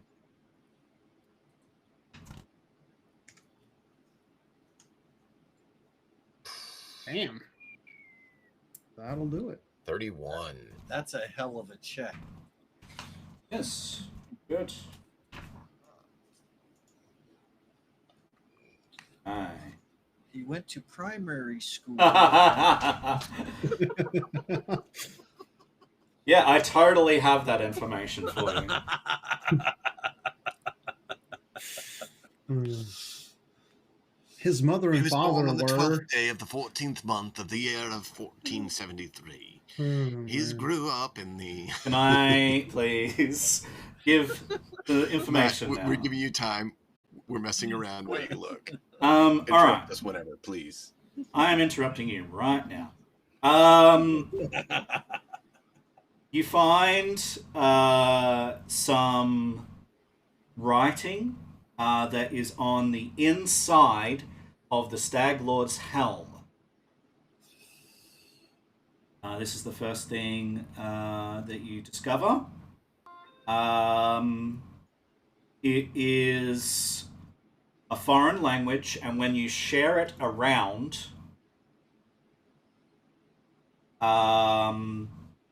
Does anyone have Sylvan, please? Oh God. Sylvan? I don't. That's the book you wanted Keston to get. None of us have Sylvan. Okay, We so have Common, Draconic, Dwarven, Elven, you're unable to read it, but with a 31, you have a feeling about that, and you probably think that it might have, you might have seen some writing or something with the fairies, something, you know, and you go, I think based on what I remember, this might be Sylvan, but you can't be 100% sure of it. But that's your gut feeling. Okay? Okay, thanks. It's kind of written in like a gossamer silver thread kind of writing. And at first you didn't see it because it was cunningly kind of folded in the fabric of the inside of the helm. So there's that. Nice. You also have a look through all of the liquor that he had, the bottles, where they came from, things like that. And you track down some leads in relation to that.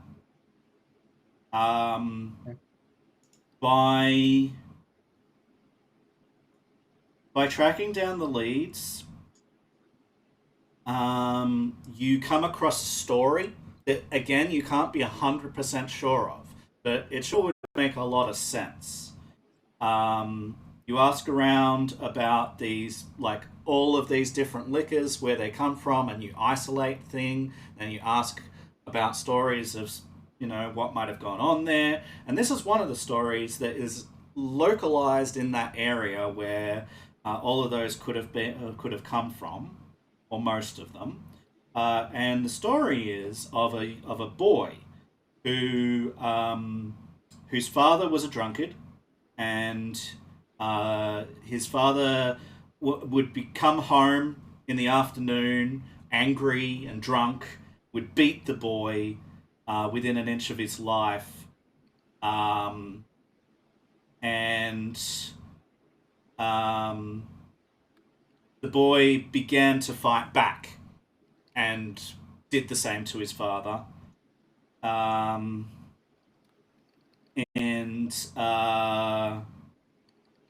this story might be related, or could be, the Stag Lord himself.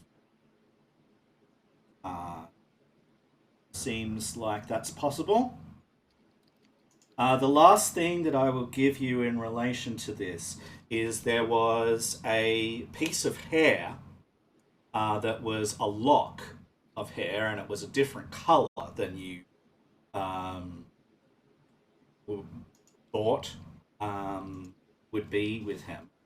And you determine that somehow, by your deductive expertise, it's much more likely that has come from a woman than a man, and it's much more likely it's come from some sort of foreign creature, potentially fey, than a human.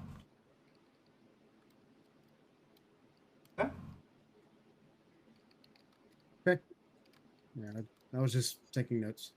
Yep, all good.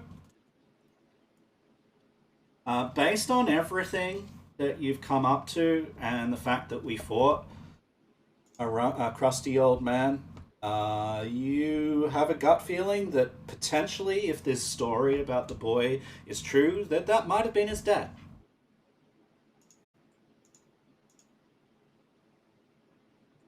Okay. Who might have been his dad? The crusty old druid in the basement. Oh, okay. Well, yeah, once you're in charge, you lock him in the fucking basement. And when he beat you like that for most of your life until you were strong enough to beat him back.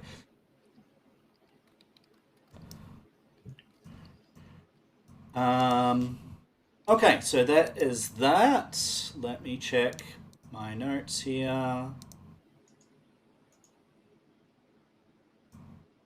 please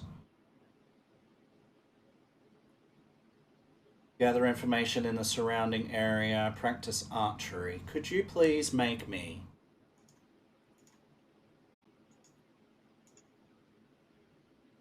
attack roll with your bow? Okay.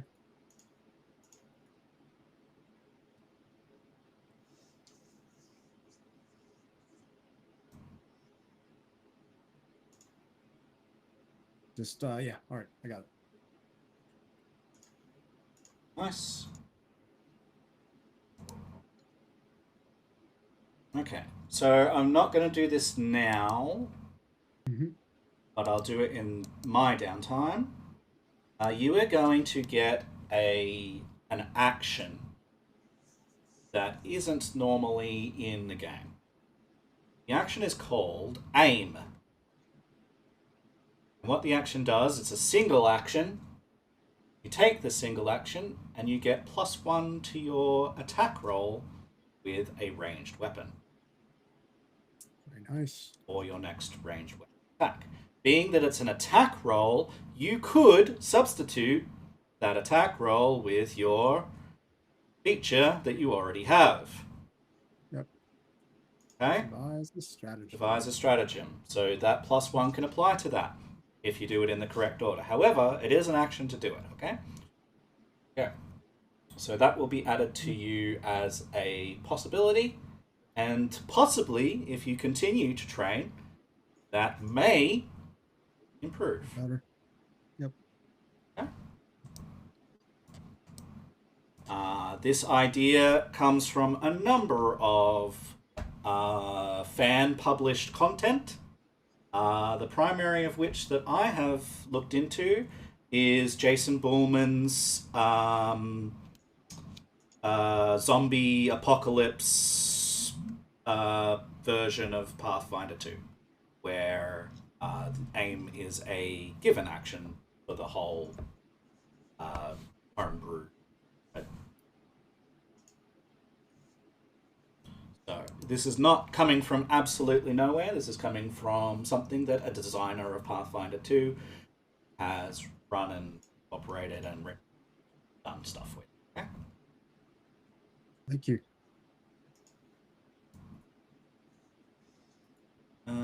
There's an awesome one-shot, by the way, on Jason Bullman's YouTube channel that you can go and check out. So look him up. He does some pretty cool stuff every now and then. He's had periods where he's been very productive on video and not so productive on video, as we all have. But a little bit ago, he did that. He did a zombie one shot with his system, and it was really fun. Had some very cool stuff going on. It was cool to have a look at that. So go check it out. Cross promotion. Cool. So that is you done and dusted. We will go to the next person, Malcolm. So yours was learning the language. Yep, that is making progress. Tarnals was attempting to write song, develop and writer's block, visiting the fairies. And DMNix's was diplomatic relations with Amiri and Valerie. Okay, so let's roll a diplomacy check for each of those, or another check that you feel might be useful to do that with either or both of those, please. Diplomacy for Valerie. Okay. Athletics for Amiri. Fair enough. It's the same modifier. Alright. So you are successful with Valerie. So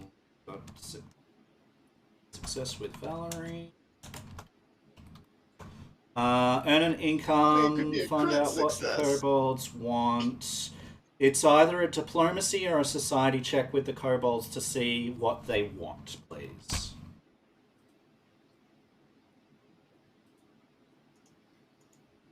That's a success. You establish what the kobolds want. and I don't need to technically know. It's just I want to get a structure to start incorporating friendly dealings with everyone within our realm. So what I'm going to say in relation to your successes and stuff, because you wanted that before you decided for this month, your diplomatic relations with Amiri have not progressed. Your diplomatic relations with Valerie have. You were successful in finding what the kobolds need for items, but you have not yet talked to Oleg about that in order to see if he can do that with. That's your progress currently. Then I would see if they want to continue traveling with me to go talk with Oleg and do the same thing on that this month then. Based on what has already happened, I'm going to say that Amiri will decline and Valerie will travel with you. Okay. Yeah. The barbarian thinks you're too uptight. She's probably right. She probably is. Probably. So you have Valerie with you this month. Okay. So what do you want to do then with your 3 weeks? If you want to continue to try and... diplomacy with her, and then work with Oleg to work with the kobolds and get trade going between all of us. Okay, it's diplomacy, and then if you have mercantile, that would be the best one. Okay, success with Valerie. I have mercantile. Okay, then use it. Give me just one quick moment. I want to look at one thing.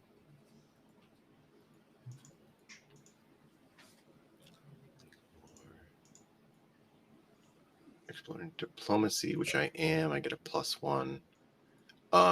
Would it be legal lore for contract negotiations or just straight up mercantile? You are not making a contract yet. Okay.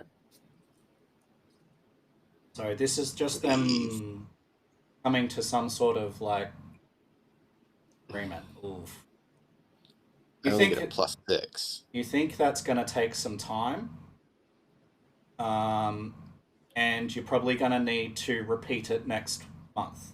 It may take more than next month, but you have made some progress, but you are not there yet. This seems to be going backwards and forwards as part of the narrative in this situation. And by the by, given that we're talking about a narrative situation here, let's real quick touch base GM to players and also anyone watching and let you know that I typically, when it comes to especially things that are not in combat,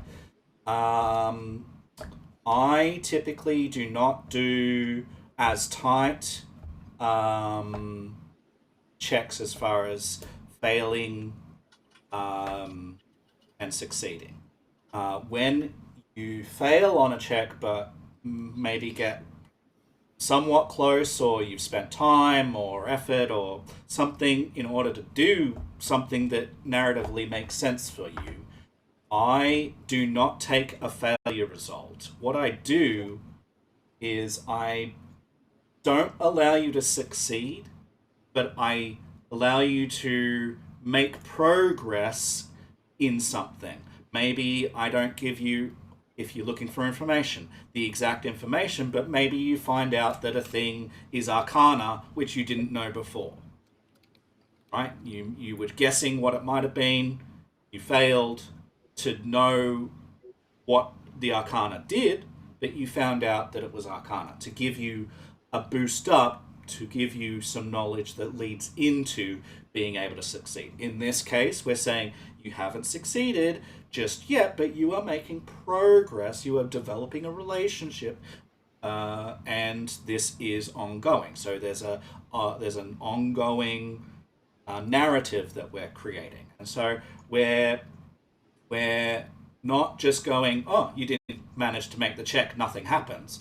We are failing forward, is a term, which means that while you rolled something that wasn't adequate, We are progressing the story. We are progressing we are reflecting that you're making efforts and time to not just cut it off. We're giving you something.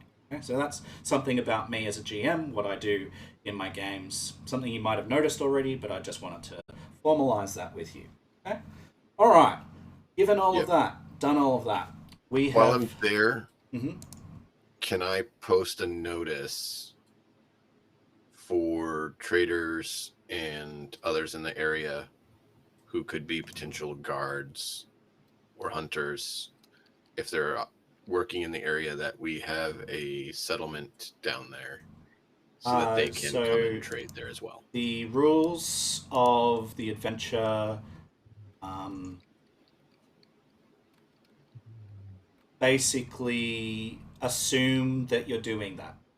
That like okay. This is all. So people, to give you an idea, like when you take a kingdom turn, people over that month are seeing and hearing about you, and then traveling to you and moving into these residents and setting up their trade and doing the things that you are doing. You don't send off nobody to establish a work site. You're sending off people. The people that you're sending off are the people that are coming and learning about your kingdom and are joining your kingdom. And so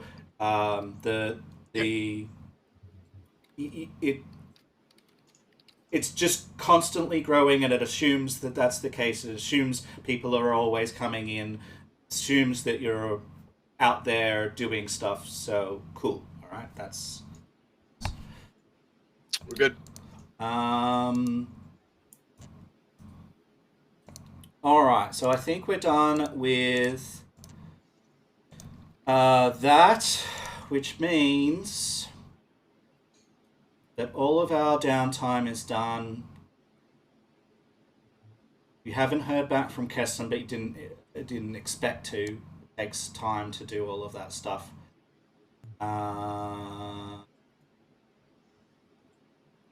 Cool. I think we can take a break. So let's take a break. We are going to be back in 5-10 minutes, everyone, for the second half. And the second half is going to be stepping away from the kingdom building and stepping into our characters, into the ongoing narrative, into hooks and rumors that you pick up in and around town, touching base perhaps with the people, some of the people that I already have generated, and potentially, exploring out. Reskin / Malkov said that they would really like to start to reconnoiter more hexes so that we can expand without having to worry about that being done, and just continue with this. So all of that is going to be after the break. 5-10 minutes, guys, to do that. Get your drinks, get your bio breaks, all of those stuff, food, whatever you need. Stretch, breathe, laugh, and we will see you very soon in a few minutes. Okay? I'm going to put us to the Be Right Back screen and mute myself. See you soon. Bye.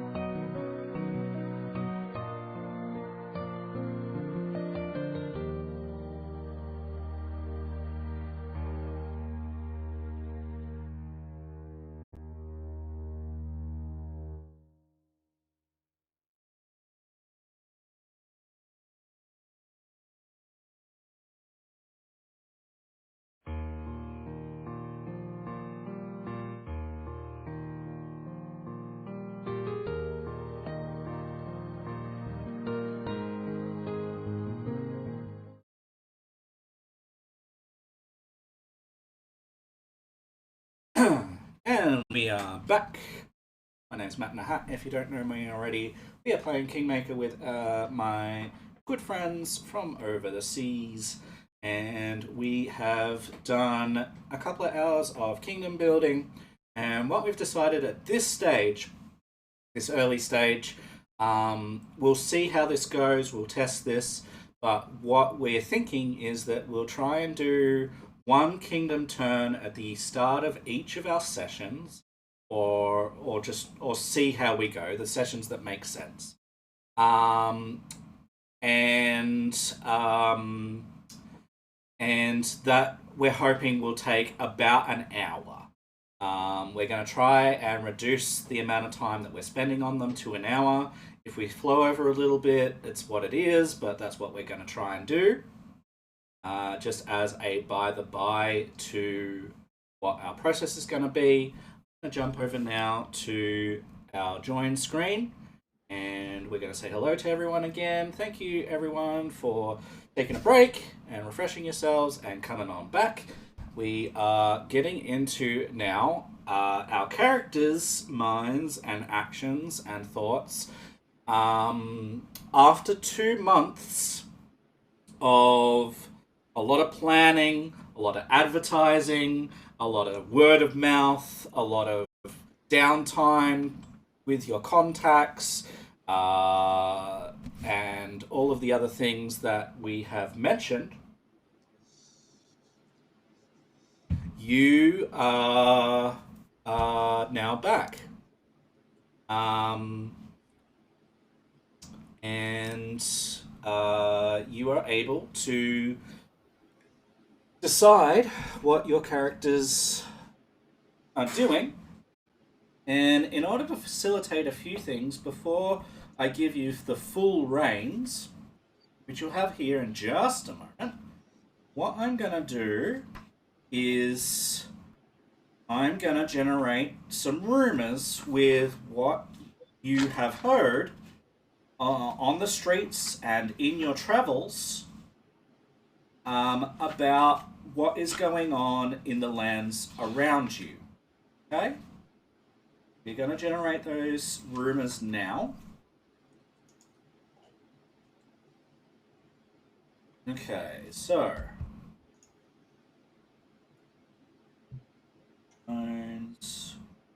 6. Why don't each of you please roll me a flat and public d20.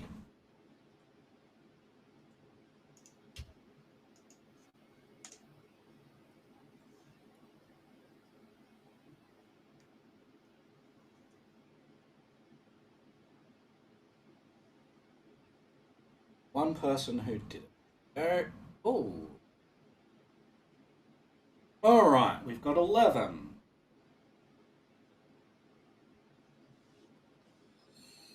Eight.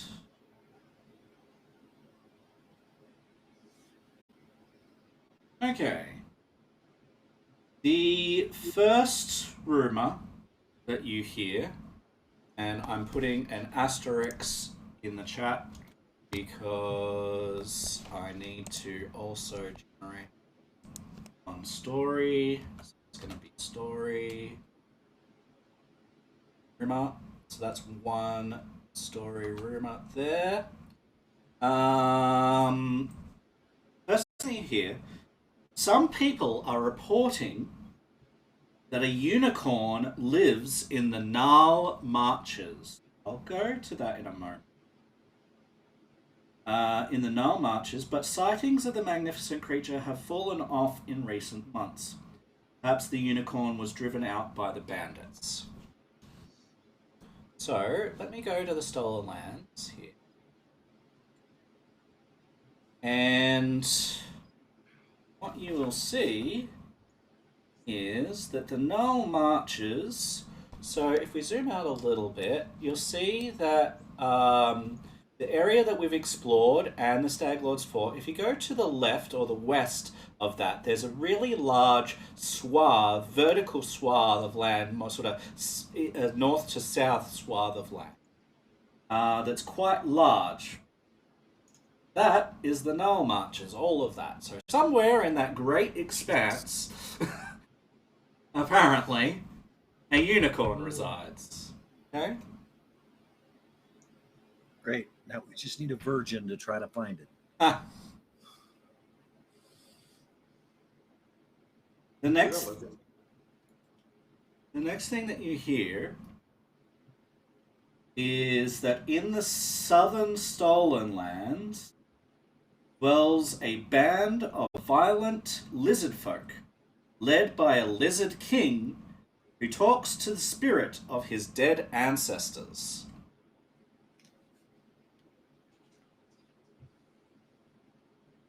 Okay. And the next thing that you hear, and all of these will be in the journal next week. Not going to type them now. They'll be in the rumors tab of our journals. Okay. This one is the Swamp Witch is friendly enough if you call out to her before you enter her yard. Those foolish enough to trespass end up working for her as scarecrows or worse.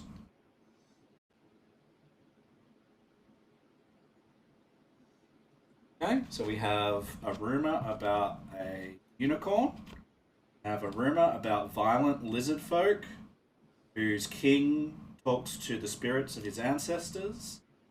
And the Swamp Witch, who apparently is friendly, unless you trespass and don't call out to her and get her permission, at which point, perhaps, if the rumors are true, bad things happen. Okay? Those are some rumors here.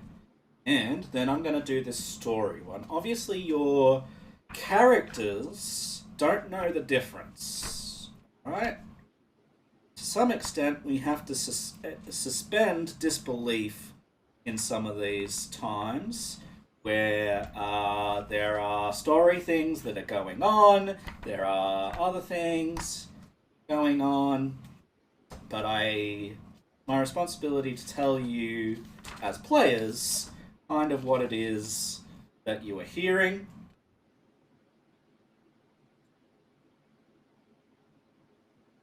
And the last thing that you'll hear, which is the story thing, is that numerous traveling people that are traveling to get here, quite a number of them are reporting that they came across caravans that had been decimated, or saw corpses off in the distance, or other things that they didn't go and investigate too much, but that where, although they stood at a distance, some of them are saying that the signs point, the environmental signs, the tracking signs, point to large brutish creatures that might be assaulting trade routes or travelers who are traveling the lands. No one that you speak to has seen these large brutish creatures and can't attest to what variety they are, but the tracking signs, the ruin signs, the stuff that they have found suggests that they are large and brutish, and suggests that they are at least somewhat organized. There are various ideas of what that could be, and those are just conjecture. Some people are talking about giants. Some people are talking about ogres. Some people are talking about trolls. Some people are talking about all manner, like massive bugbears, whatever. Right? So there's a lot of conjecture, but that's all conjecture. What is obvious, that is real, is that whatever is doing this is somewhat organized. Whatever is doing this is, there's quite a few numbers, and whatever is doing this is large and brutish. Okay?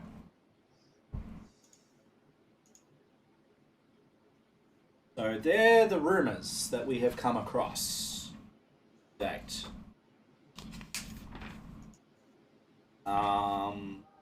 So that is in our downtime. Somewhere during your downtime that you will hear about all of that. All separately, bring it close together, and your month finishes of downtime, and you gather back together. You gather in your town hall, where some travelers have set up a little place to sort of gather and sit, because it's nice and indoors. And what I'm going to do also, because we've had our second month and I haven't done this yet, I'm going to advance us another month. We are now in summer, everyone. It's the start of summer, the month of Sereneth, 4722, and the Reckonings of Aridin. And it is I'm going to make it the start of the week. I'm going to set the current date as the 6th rather than the 9th. So it is Monday. You guys have had the weekend. Over the weekend, you've gotten together and said, well, I think we're done with our duties. I think this is about what we can accomplish for the moment. You've started to hear these rumors, bring them to each other, and you've resolved that it's probably time to maybe start exploring, doing the things that are on your checklist, maybe checking some of these things out, maybe doing other stuff, but this is where you are at. So I'm going to hand the game and everything that happens here over to you now, to generate and discuss and decide upon. I'm bored. I'm going to look over at Reskin and go, no wonder you didn't want to do this job. Bored. Smack Lucas upside the head. Duty is never boring. It is a requirement. No, that doesn't stop it from being boring. No, Requirement, yes, still boring. It's fucking boring. You tell me that the 2 a.m. watch when nothing's going on isn't boring, and you are lying to me. And I know you don't do that, so don't even try. He spends his watch time stacking coins. Exactly. That is why it's not boring. It's boring. I spend my watch times taking things apart in my head, and it's still boring is a choice. Oh, that's not okay. Anyway, let's go out and do stuff. I've been cooped up for 3 months. By scouting the area around here, starting with Hex 518 to the northwest, and then 618, which is to the west of us, and then 718, which is southwest of us. Did we have any specific sightings or spots where these supposed brutish things were going on? Places where they were anyone said for that, or was it just general rumors? Yeah, so some of them have said that there's stuff relatively close, even in areas that maybe you've somewhat explored even, but a lot of them seem to be coming from the west. In the same area, big swath of land where the unicorn is rumored to be. Like, there's a massive amount of land there, and a lot of the people that are talking about it say that they either traveled through there or heard about groups that were trying to travel through there that didn't make it or whatever else, right? So it seems like further to the west is key. All right. Well, starting off by heading to this hex to the west of us is then probably our best bet, just like Reskin was saying. Yep. And so this is... So you wanted to go to the one directly west of you? 518.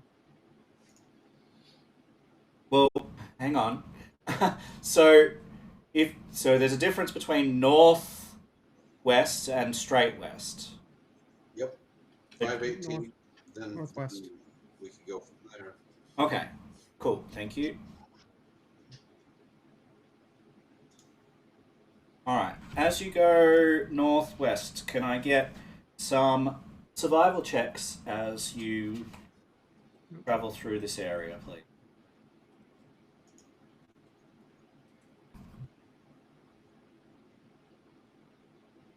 Wow.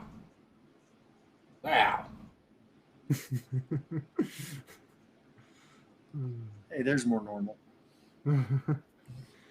Oh, you want bad rolls? That'd be normal from you, yes. Nice. There you go. You got lost.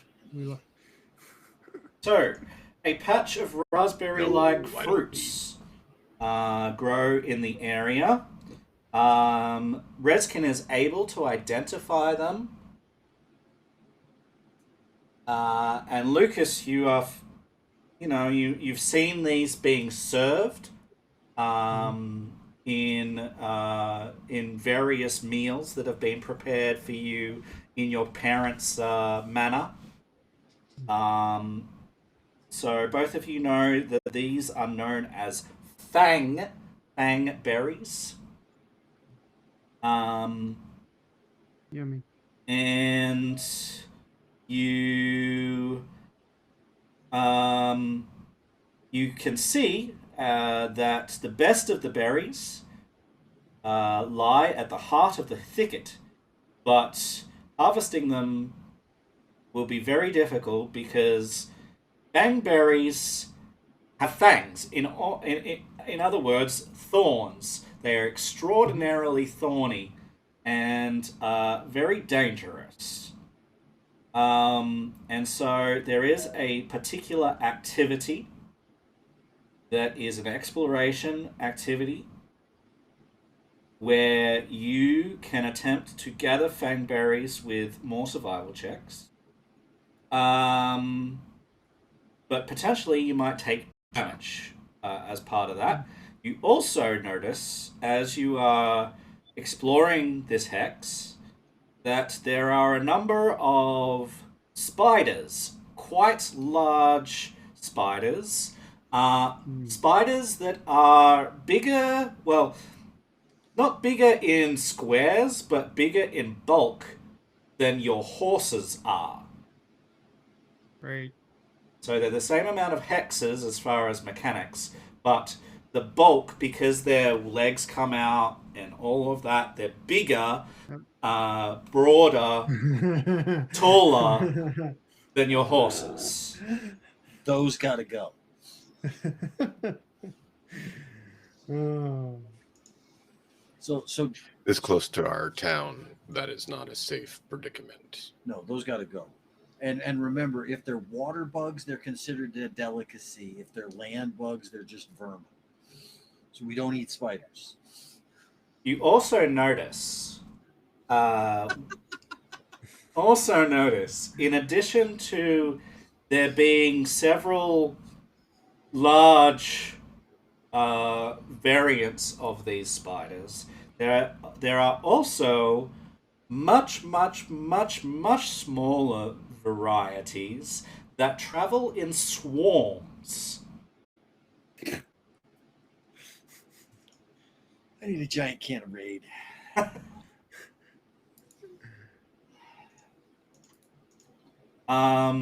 So that's something. Technically, we could, if you wanted to, have this encounter. It'll take me a few moments to populate a map for that. I wasn't sure exactly which direction you would go. Let's stomp some spiders. Yeah, I don't want to leave an enemy at our gates. Fucking close. Too close, and they're too close to bugs.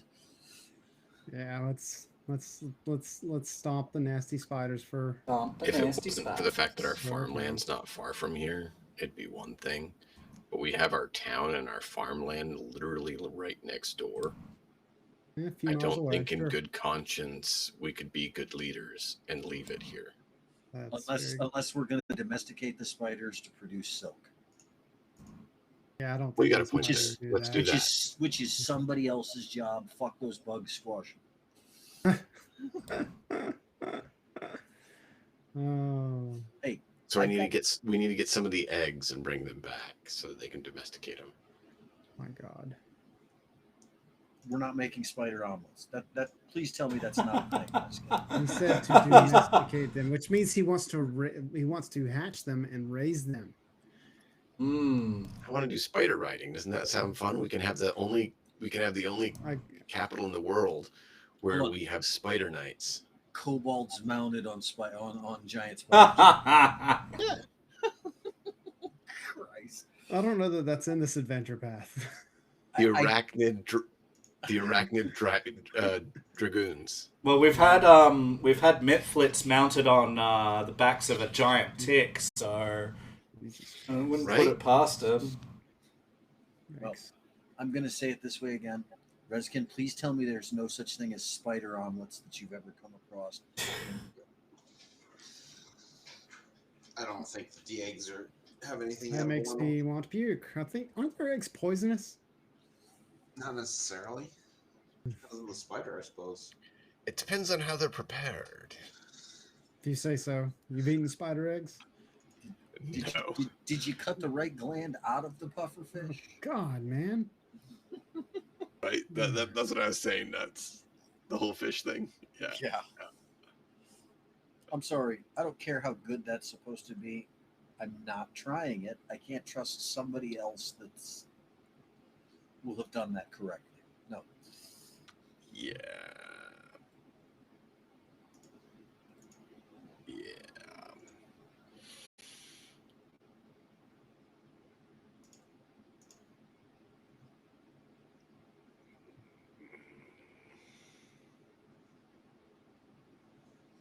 I missed the hammer and casseur. I need the armor, unfortunately, since no one else is in the front line.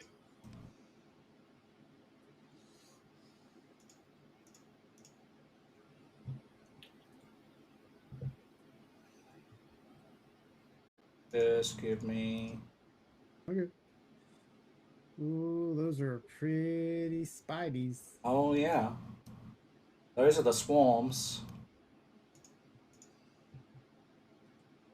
Okay, so Eternal spiders. I'm gonna do that.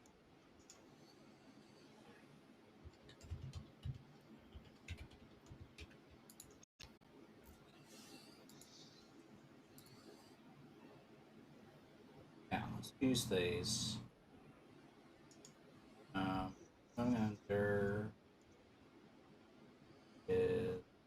that. I'm not a fan of these pictures. No? Oh. There's still better pictures in my opinion than the giant centipede. That fucker. They're 3x3. He said they were bigger. Hang on. Oh, okay. I'm taking stats on the You're good, fly. you're good. You're good. And what I'm gonna do is I'm gonna change the name in here it's called. We're gonna say over here.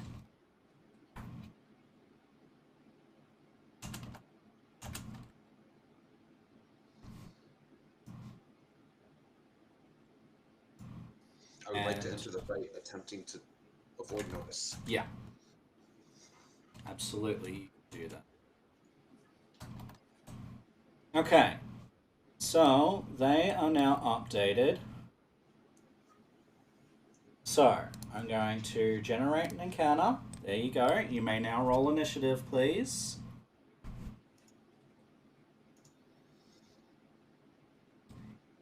I'll spread these out.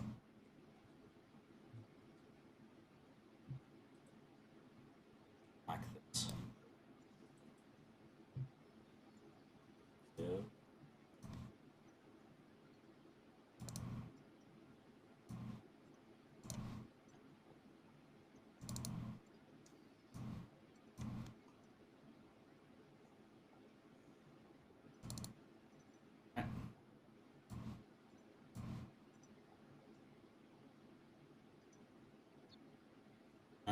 Alright, so unpause. Should have done that. Oh, the names on them. Come on! That's awesome. That's fantastic. Alright. We gotta have some fun, right? Right? Mm-hmm. Right. Absolutely. Oh, I didn't disagree. Just saying. Shoes spider. But so Chew Spider is the swarm's official name, but the name for the big ones, I might have been creative with. All right, Tile, you get to go first. Begin encounter. I am going to reach out to my left, and I'm going to, reach out to my left, and I'm going to cast Illusion Shroud on rescue.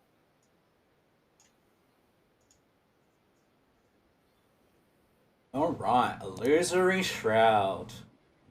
And then I am going to also cast that. Don't die! Don't die! So, Illusory Shroud has 2 actions. It has... Oh yeah, because we don't have the verbal and somatic actions anymore, right? Is that right? Illusory Shroud. Manipulate and visual.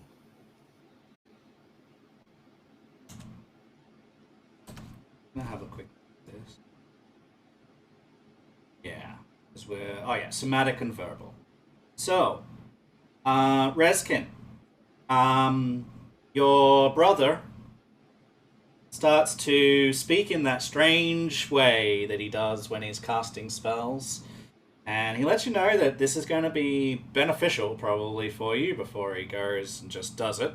But, you know, you've seen him do this a bunch of times. You're very, confident with him as he does this. And as this happens, little plants and vines and trees start to materialize out of thin air around you. Okay. And as you move, you look down upon your body, which is still corporeal. You can feel yourself. But as you look down at your arm, which looks like an arm normally, you see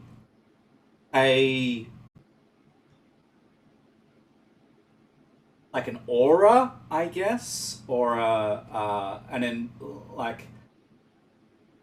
invisible outline, like an outline, but your arm is mostly not there. The color has completely drained from it, and you can see the color of the land through your arm. So you can sort of see your arm. It's lost some of its color, and instead of some of its color, it's taking on some of the land's color. And in addition to taking on the land's color, the land has seemingly risen and is surrounding you, and you get the feeling that you are especially hard to see right now. And as this happens, you hear something which is not your brother.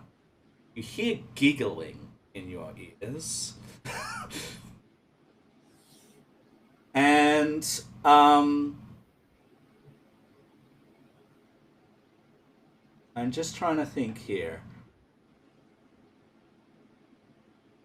And it's kind of maybe a little bit distracting. At the moment, I'm not going to make a mechanical issue here, but I would like you to role play the fact that in addition to your allies speaking, you can hear those strange fey voices giggling and making fun and having fun in your mind. Okay. And then that is the end of that. Rallying Anthem does what it normally does. Everyone has AC and saving throw boost. And no one else hears what Rezkin hears, but everyone can see what Rezkin sees, in that his body has slightly faded out. The colors are less him and more land and trees and plants.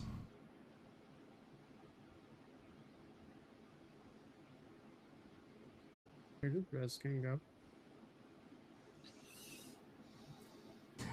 Tunnel, you can hear those voices in your head too, but they're not doing what they're doing for Malkov. Instead, they are clapping for you, and they are saying, "You're using it! You're using it!" Like this. Why would I have come to them to get the spell if I wasn't going to use it? Right? And then we've got one of the True Spider swarms that is going to go. Now, you've taken Avoid Notice as well, Reskin, on top of all of this shroud.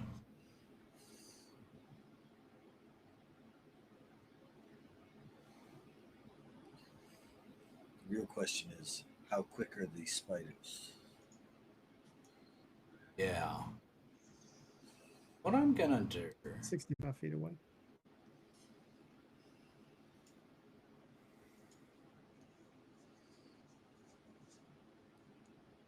This... something I can pull out. Sorry, I'm just looking at something here. Of course. Wonder. What I'm gonna do, I'm just gonna try something real quick with this. So don't worry about things just at the moment. Just seeing what I can do.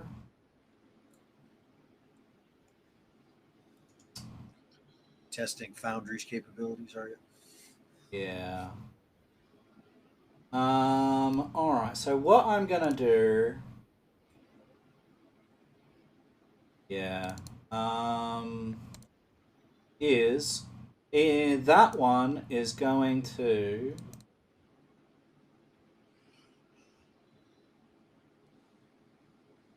like, spit out some webbing.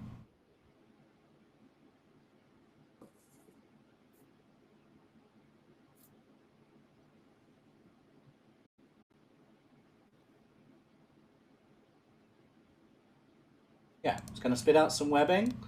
It's going to be within 20 feet of it. 5, 10, so maybe like here. Yeah, so that's that. Can you guys see that sort of strange white thing? Yeah, so you can see the webbing, and you've seen webbing all around this area. So you now, it's obvious that these things can create it. So it does that.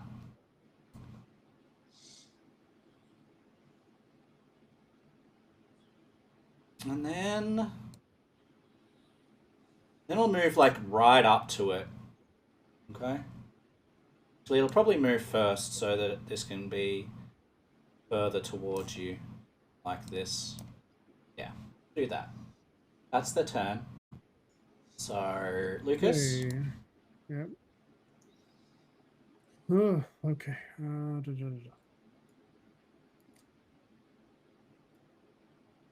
50 feet. Now, the ones that are on that upper area you see that's represented, at the highest point, that's 15 feet.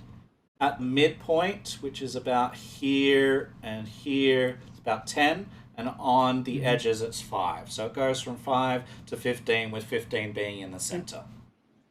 Okay. What about the bottom one? Yeah. Well, from nothing to 15 feet. It's Okay. Yeah.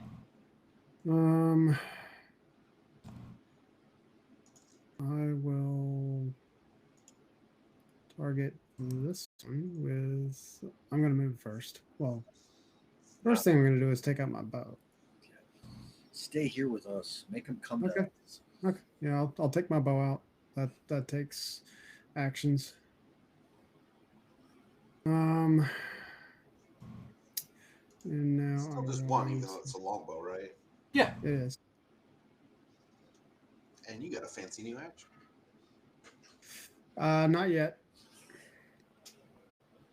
Well, I don't have the official thing, but you can say that you're doing it, and we'll just add it plus Okay. 1. All right. I mean, range. It's ranged to 100 feet. So yeah, I guess I'll shoot from here. You are definitely you're in within range. 100. You want to be more than. You want to be 30 or more. Yep. Yeah, I'm 55 feet. Which means they're perfect range for you. Yep. So let's unleash. Well, first I'm gonna. Well, see. So taking out the bow was 1, right? Or Yep. 2? Just 1. Okay. I will strategize. Yep. You mean devise a stratagem? Yep, that's what I meant. Well, you know that you're not going to hit.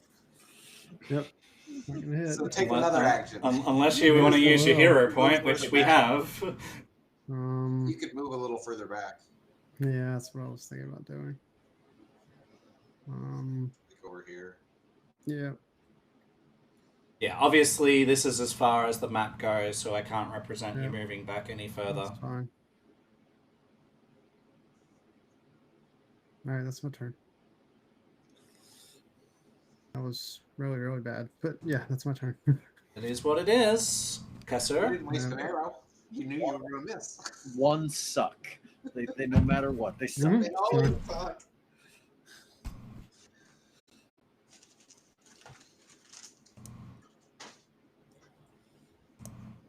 Kasser?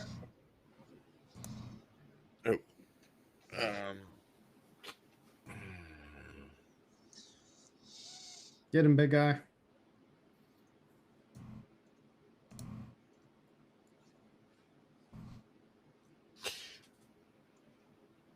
You said let's them come to us. That's what I was Yeah. think about. So I am going to do that. And I am going to do that. And if they come within 20, I will throw the spear at them. Great. Okay, it's time for Mummy Chew Spider.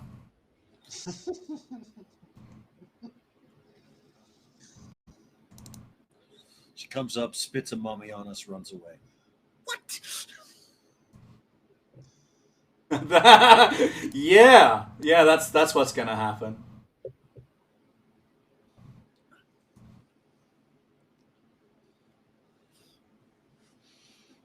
We'll skitter along,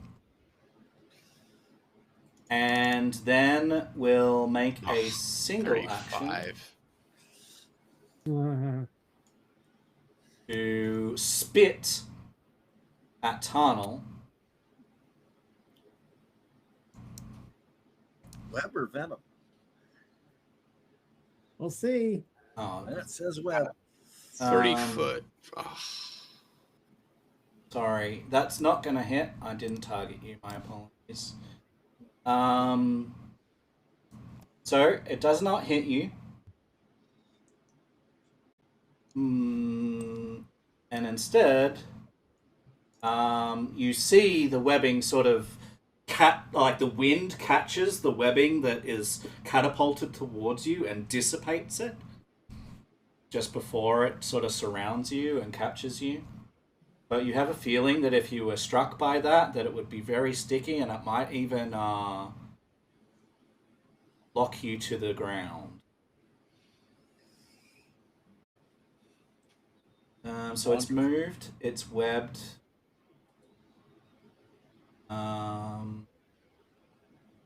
It will try again.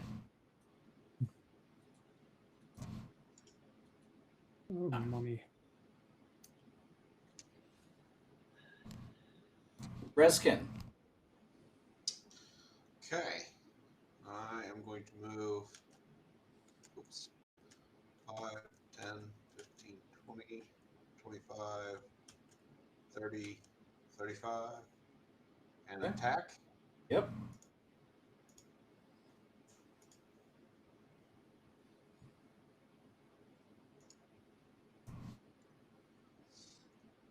Now, does it show that it's off guard or anything? It shouldn't be. Oh, because you were hidden. Yeah. Yeah. 1 second. We'll make it off guard for this attack. Okay. There we go. Oh, Oh, I missed. Wow. yeah. Unfortunately. Then I will hide again. Yep. You can do that because of the spell. which is why it is something that, with my brother being what he is, I wanted desperately.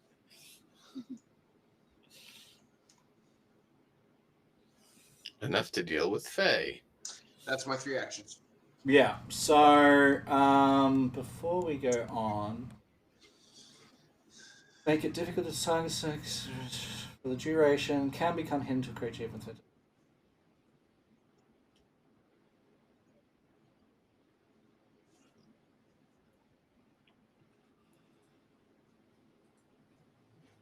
It didn't add the +1 in there. I guess I should have put it in main.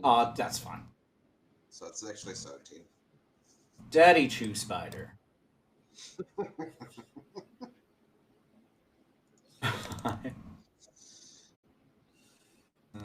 10, 15, 20, 25, 30.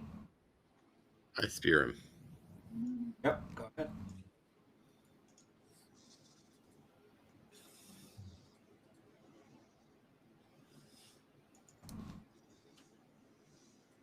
Please help. I forgot to target him. We are rolling. And that missed. Fantastically. Yeah, it certainly did. 1, 1, 4.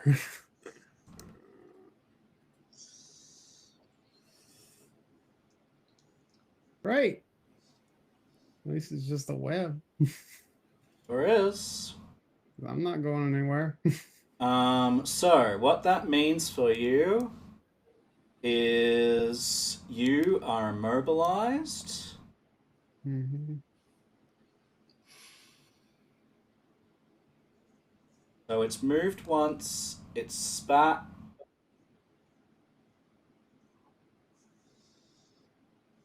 And it is going to spend an action to pop a web right there.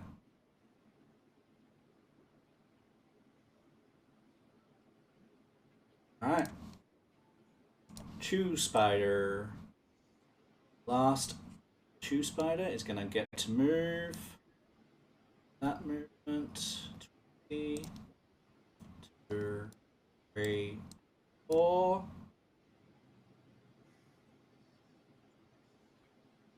Is going to go again. 1, 2, 3. There. Target Casseur.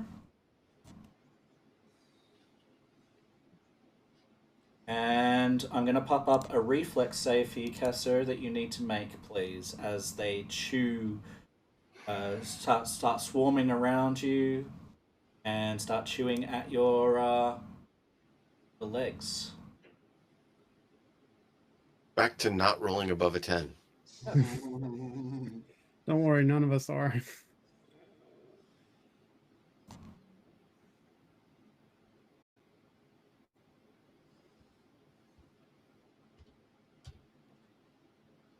This game hates me. Or it hates all of us.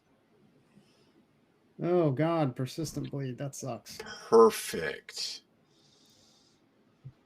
1d6 even. Jesus.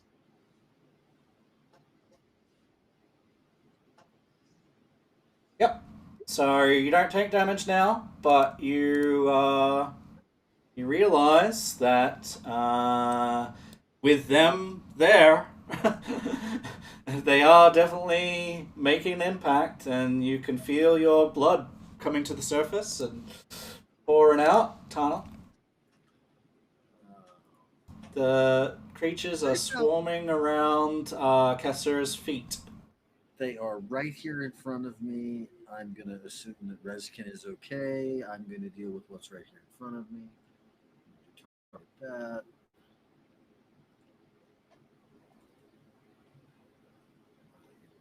To cast this.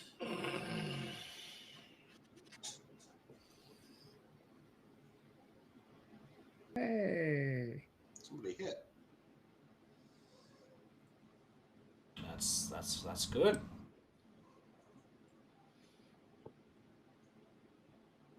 And then I am going to, as usual, refresh the rallying anthem.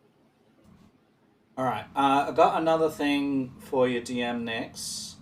I forgot to put this up. So this is a fortitude save because potentially when they swarm around you like that, you're going to take venom from them.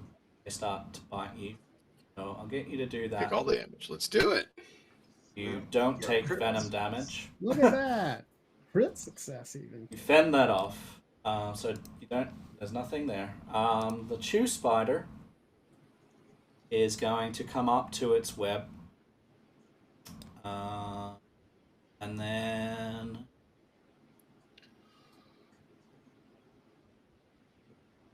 here. 2.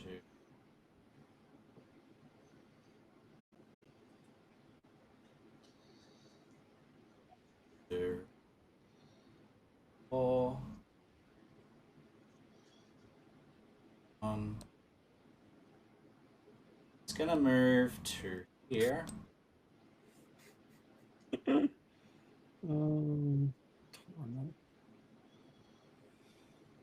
now Good I for you, have buddy. saves. No, no, you don't. It's just they're just all around you. They haven't managed to be able to start to swarm up your legs, but they're right there, and it is difficult terrain. But they haven't so they need to take the action to start swarming up and actually gnawing in, which they weren't able to do this turn. Still, absolutely terrifying, Lucas. There are a mass of tiny spiders swarming all around your companions and right near you. You know, you can see them all around you. They are spreading like wildfire. Wildfire sounds good about that. Don't you have that flame breath wand? I do, but I got to get it out, use it, and then cast the spell that goes along with it. So getting out, using it is just getting it out and using it, and then casting the spell that comes off of it is 4 actions. So I could get it all out. Wait, you have to use it, then cast the spell? It takes 3 actions to use a wand? I have to get the wand out, which is 1, because it's not something I have in hand right now. That's the interact with an object. To get it out of my pack. It's not something I walk around with in my hand. You could. Activate the wand for the 2 actions that it goes along with that, which then gives me the spell to be available to use. No. The casting of the spell from the wand should just be 2 actions. You should just be able to cast it. If I remember, Oh, there you go. I'll double check it, but yeah. The next round, that's probably what I'm going to do. Draw it out of the pack, activate it, and blow fire on these bastards. Yeah. Hey, you can hit both of them. Both And cast sewer, probably. I can move. 7. Matt, I did roll damage on the one that I hit. As far as that goes, doesn't appear that that's been applied. You hit one with what? The needle darts. Which one was it? Sorry. It's the one that's on Kessler. On Kessler. Thank you. Oof. Man. I actually thought that would hit. 16. Well, I'm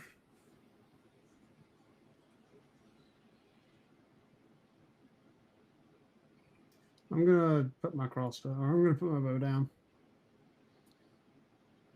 Yep. I think that's it. It's 3 actions. Kessler? Well, you could switch weapons as an action instead. Oh, okay, yeah, I'll do that now. I'm just gonna so I'm gonna grab the longsword. Yep. Can I take a torch out of my pack too? No. Okay, I'll wait till the next turn then. Yeah, you can put one thing away and draw one thing. Got it. No worries. That's 1 action. Yep. And 1 action to devise stratagem. Yep. And then I took the shot. He shot with the bow. Oh, you did shoot Devised the bow? strategy, shot with the bow because he thought the shot. Jim would hit, and then drew and searched. Yep. Oh, yeah, I see that now. Works. My eyes didn't register that one. All Sorry. good. Yes, sir. It's your turn, buddy. Should I? Are you going to blow fire there, or? Well, I was So gonna do you take move out of there, next or you time. move Next time, I'm gonna torch and I'm gonna try to set him on fire, but I can't do that yet. Yeah, and Tan's communicated that he's thinking of the... I'm screaming. I'm getting the wand out. I'm going to breathe fire on. Okay. And I do need mean to- screaming. It's part of the song that I'm singing at the moment. Kill it with fire. I'm going to move up there, and I'm going to thrust my spear into this beast. Except you're not. I'm going to debate the meaning of my existence because I can't do anything. Oh, well, that takes an Currently, action. The dice want Kessler dead. Yeah. So... Yeah. That's three net ones that we've rolled Mhm. in 2 turns. Fantastic. He's going to raise his shield first. All right. I mean, at Let least I me can't juice instantly spider. fail that one. They just get a nat 20 on me instead. Hey, you bled for only 1 at least. That's not bad at all. Let me I choose need to do the spider. recovery roll. Is going to target Reskin. Nope. A little nibble dodge. You take that and strike. Oh boy. You're lucky you did, Damn. because if you had not have done that, that would have been a critical hit, sir. Every +1 matters. Still a hit, just not a crit. Right, but you would much rather that be a hit than a crit. Oh, yes. Absolutely. Oh, yeah. And here is your damage, Yeah, that sir. Without critting, Imagine that as a crit, sir. No, thank you. Yeah. Maybe seeing a splat where Reskin was. Yeah, this No, he has more than 30 health. No, no. Yeah, it wouldn't have killed me, but it would have been damn close. And I need you to make that fortitude save. Hopefully you see the fortitude save in the attack there. No, Nope. No? Let me there's nothing bump showing. it up. There it is. Okay. Um, Nail that. And therefore, we are also gonna do this. So you'll take that as well. So that is a single attack against you, which just did what, 20 points? Yeah. Ow! 19. Yeah, but yeah, 19. It will then attempt to bite you again. Whee!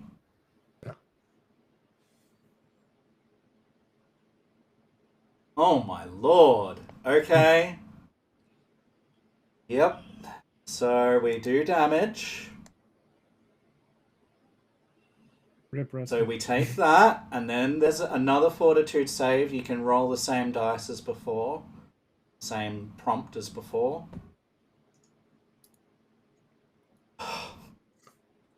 Okay. Which means that we go to the next stage, which means you take this. 0. What? However, Oh. you are going to be clumsy and enfeebled as that starts to tick away. Great. And then it will move away. 2, 4, to here. Alright, that's its turn. And then we go to Reskin. Alright, I am going to take out the lesser antidote and drink it. Fair enough. Fucking right. Um, What does lesser antidote do? +2 item bonus to fortitude saves against poisons. Ah, that old chestnut. Very nice. So, put that on myself. It lasts for 6 hours. Wow, that's cool. Damn. And then my third action will be to take out a lesser healing potion. Yeah. Fair and reasonable. That's my turn. Daddy Chew Spider. It's right next to Cassur.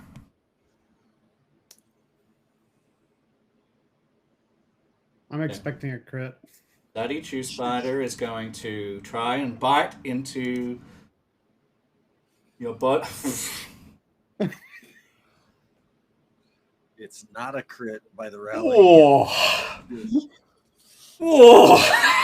Every +1 matters, folks. Oh. Ow. And here is your damage, sir. And I need, please, the saving throw from you.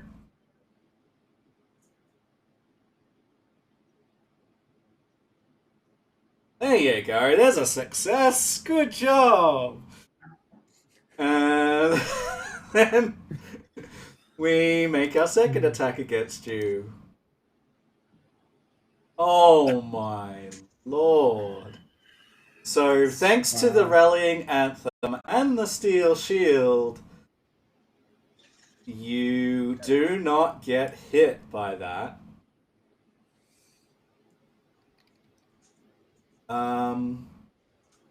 And it spends an action to put a web there. Chew Spider is I'll be going back to in a few. move there. And it's going to nibble away. So it is going to pop this down. And I need you to make that twice, please, Lucas. Yeah, he just said he had to step away for something. He just stepped away. I can make it. On him.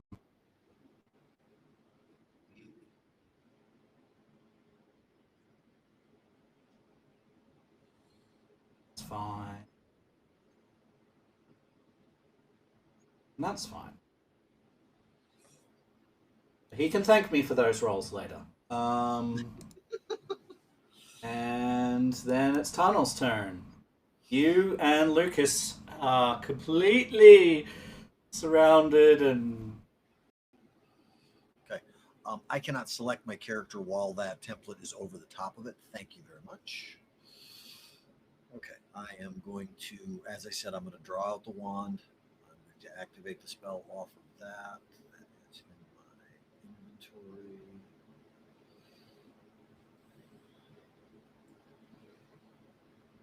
Gosh, somehow this session has just flown. My gosh. How are we already at the end? Like, we've got half an hour to go. 1 minute at a time. My lord. My timing is off for the moment. Okay, so I have to change carry type on that to held one hand. Azrael owes Matt a big hug. Oh, Yes, I rolled incredibly well as Lucas to fend off those spiders. thank you. You were dancing. Dancing, dancing, dancing Okay, so away. when I go to this breathe fire link, it's not giving me the option to put anything into. It's a 15-foot cone with Yeah. a basic reflex save. Yep. What's the DC, please? It doesn't list one for what's on there. It just says basic reflex. Well, it's your spellcasting then. It'll be fine. It's not your spellcasting, but I'm gonna make spellcast. So reflex, and I'm guessing it's both of them, right? Putting it in both. Yeah. I'm going to put it going straight forward so that it hits the one that's in front of me and the one that's to the left while not hitting Lucas. So that's hits for both. So that's 2d6 damage. Fire. Ugh. Damage is damage. Yeah, not much though. Well, not the lowest you could have gotten. Did you try hitting use on it in your inventory? Yeah, it wouldn't let me do anything with that for it. With that, I clicked it and it switched it from worn to held, and then try to click to use and it just wouldn't do it. So Tarnal, what you notice as you do this is the following. Are you ready? Okay. Double damage from fire. Okay. So yes, beating them with the torch is a good idea.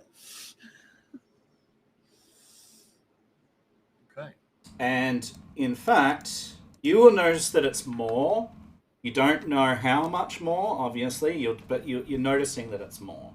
And I will adjust it further because I have a thing for that. But yeah, there it is. You know that was especially good. That's the end of your turn? Yeah, that's. I mean, I had to draw the wand out and activate it. It's a 2-use. Well, I am going to pop this up, and I need you to make this 3 times, please, Tarnal.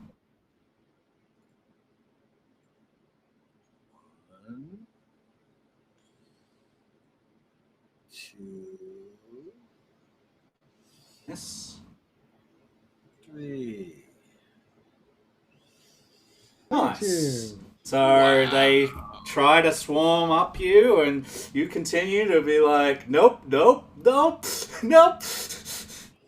Tap That dancing. boy can dance. Tap dancing on spiders and breathing fire at them. Lucas, please. Mm-hmm. I'm going to spend my first action to take out a torch on my pack.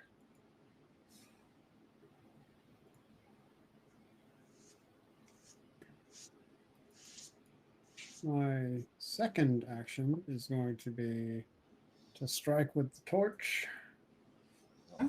on the one that's on me.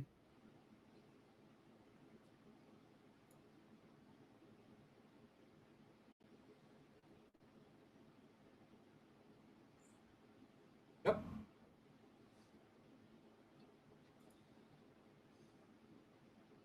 Damage for that. Do I so do I add the fire damage from the torch?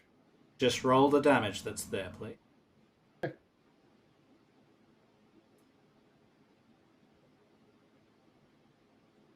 So, this happens. Okay. Mm-hmm. And You have to then, light the torch, don't you? well, the torch wasn't lit in his pocket, right? Yeah, right, exactly. That's it's. Drag Damn. it out. You got to spend it.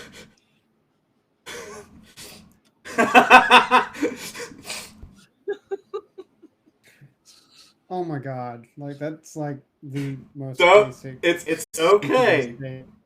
We It's okay. we No, it's learn by mistakes. Yeah, This is that's how we learning. learn. fine. You're also coated in spiders at this point and mild. Yeah, it's just like get the fuck off me. That was 2 actions. The third action, I'll light the damn torch. Okay, you light the torch. How do I light it? Don't worry about it. I'll take it. I'll Okay. take care of it. Son of a bitch. Kasser. You clubbed a spider.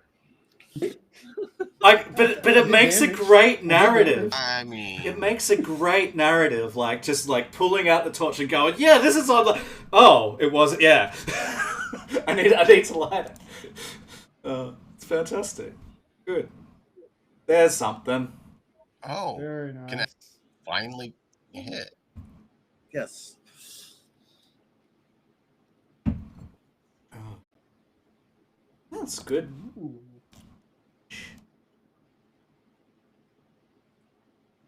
And then obviously up comes the shield. I'm guessing so, unless he wants to change it up. I mean, I wouldn't mind, but I think I kind No, of you need need- to, no, you or I'm need the- going to die. Okay, Mummy Chew Spider.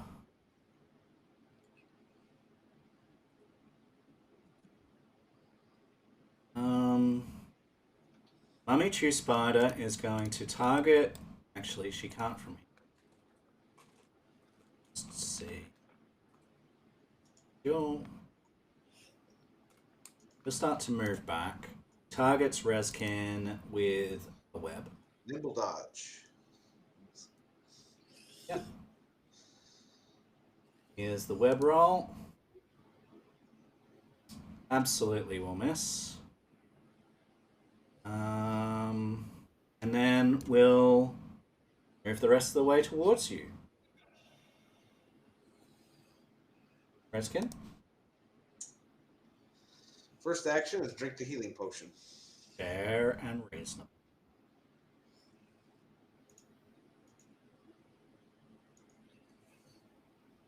Let's roll. Nice.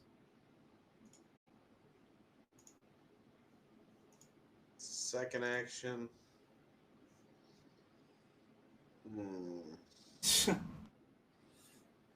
Wait, this is just for you here, Coolfang. You ready?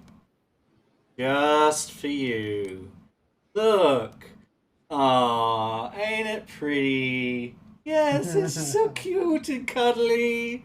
I am going to Yes. Clumsy and enfeebled suck. You and me both. I'm gonna attempt to tumble through it. It's not the worst I could have done, by the way. I have the ability to pop out the picture and have it jump out at you.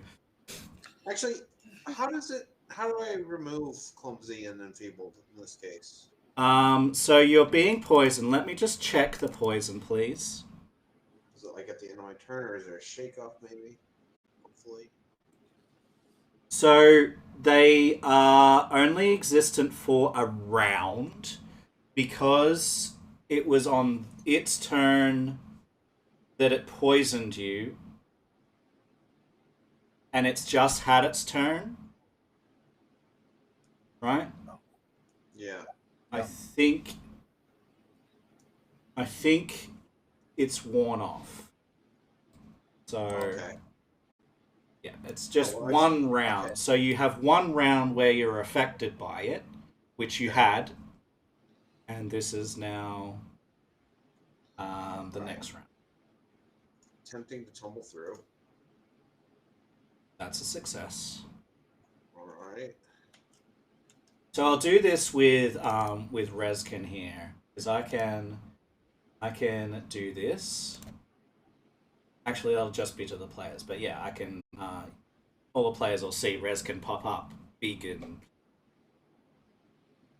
Yeah. You can do that with the spiders too. I can. Okay. Unfortunately, it takes a full screen. I will then attack it. It should be off guard to me.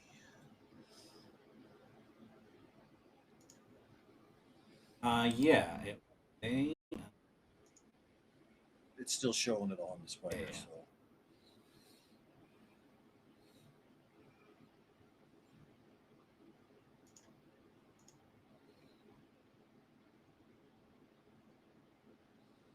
Shout out worked earlier. You definitely hit it.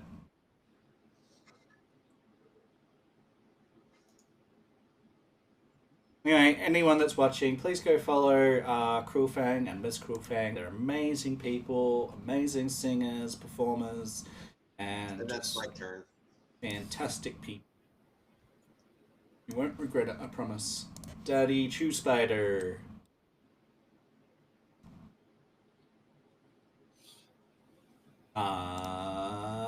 Gets Kesser. Makes a Fangs attack. Nope. Alright. Being a natural 1, I'm going to narrate something here. This is not how Pathfinder works, people at home, but, you know, I am the GM and I get to determine what happens. One of its mandibles is going to shatter on your armor. And a spill of goo and poison coats the front of your breastplate. Not harming you, just splattering out. No licking your breastplate clean after this fight. Right? And then it's going to move away from you because it did not like that. Aww. I like the narration. That was fun. It's going to move here as a second action. And it's going to... Let me get one under... fang bite at me. Well, actually, it's not an intelligent foe. I'm going to roll a D2, actually. Make it a D2. Tunnel, you're going to be on 1 here. It is going to be at Lucas.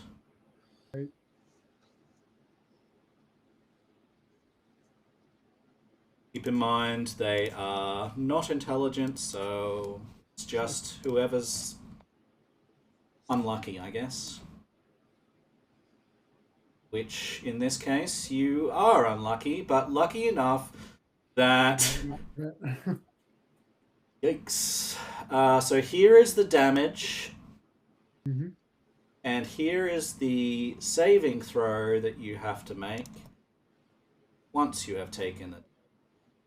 I'm going to hold on before you take the damage. Oh, you already Oh, you clicked took it. it. I was going to say I can use my reaction, and I'll do that because you're within 15. So drag that effect on. And we reduce damage, by 6. Yeah. So he's gonna take 7 instead. So I'll just heal for 6. That works. And then he'll be enfeebled too, because my guess is it doesn't matter what my statement is or action is, he doesn't care. Okay to roll the saving throw. Enfeebled. Yes. You do still need to roll it, yeah. So you are also going to take this. Okay. So you need to that. Oh, because it applied to the thing. So let me apply it. Can you just do it again, please? Just apply it again. It's not going to go away. The effect doesn't go away manually. You have to click it off. So just right click the. No, because because then it'll take away the AC. I'm just gonna remove the hit points manual. Okay. Because he has the AC from it. Yep. Right? Or whatever. It's not AC, right? I don't know. Either way. And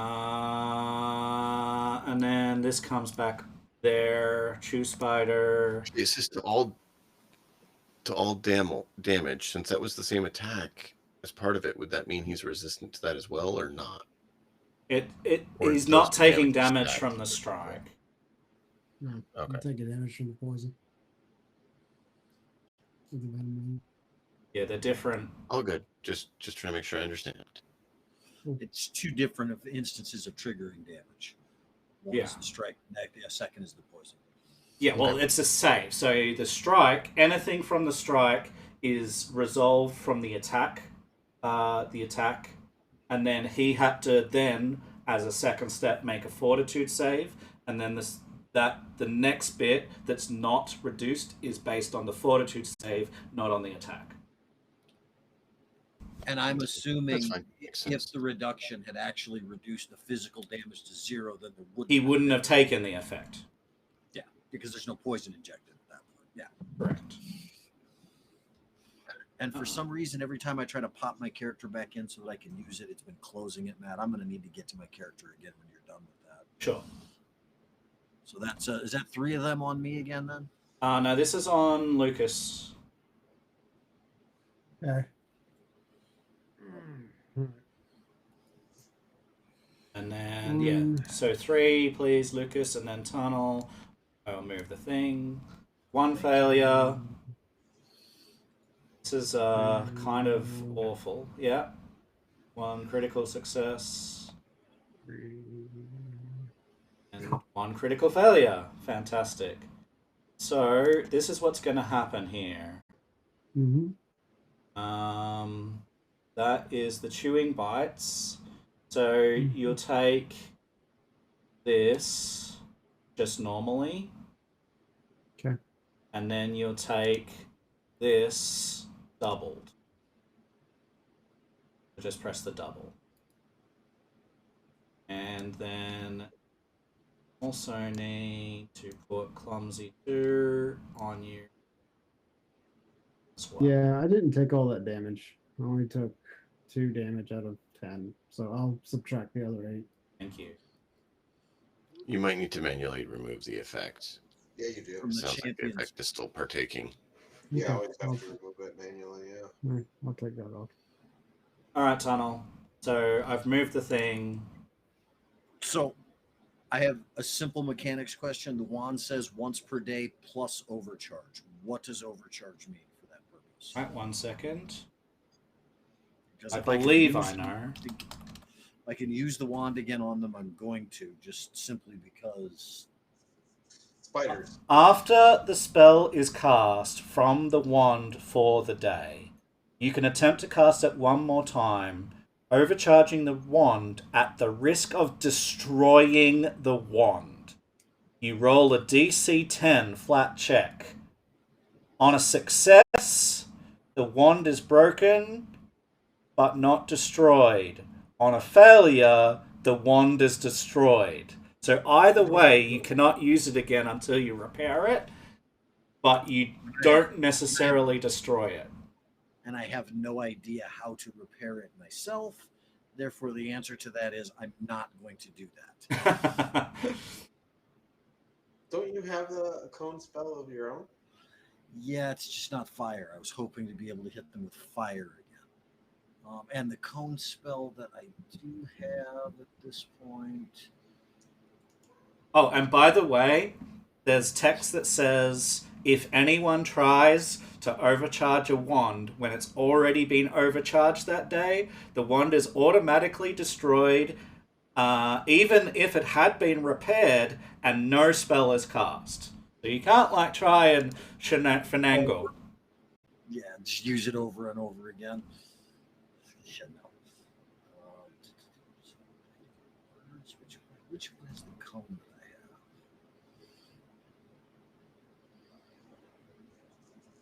We're going to have to finish up after this round.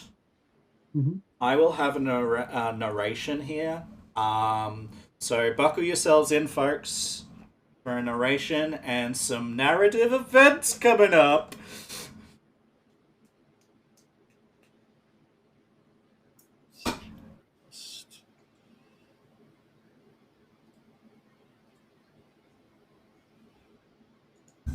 Next session is gonna be spicy.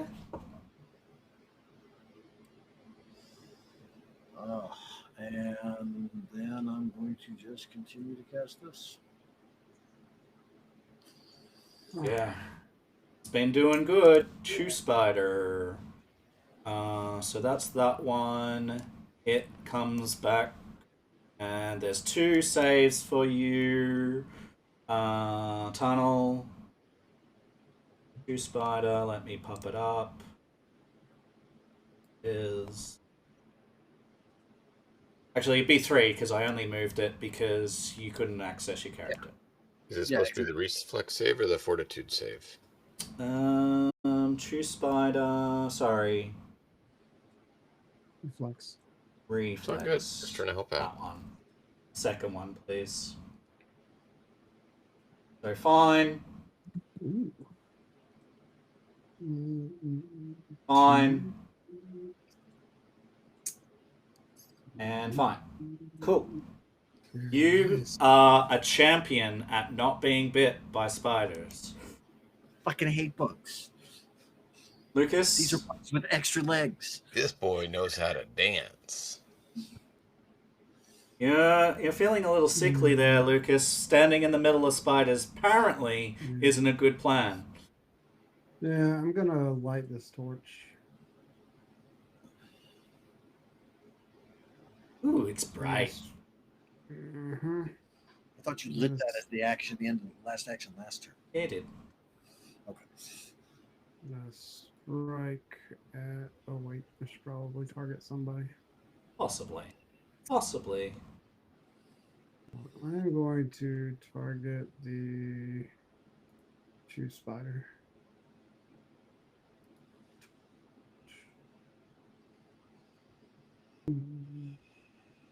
Nice. Go ahead and roll damage. Damage. There's the fire. Hey. Nice. Alright, selecting that one, we damage. And that was 3 plus 1 fire. So let me just see. Let me just investigate this roll.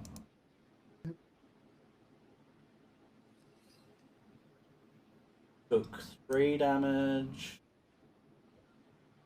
Less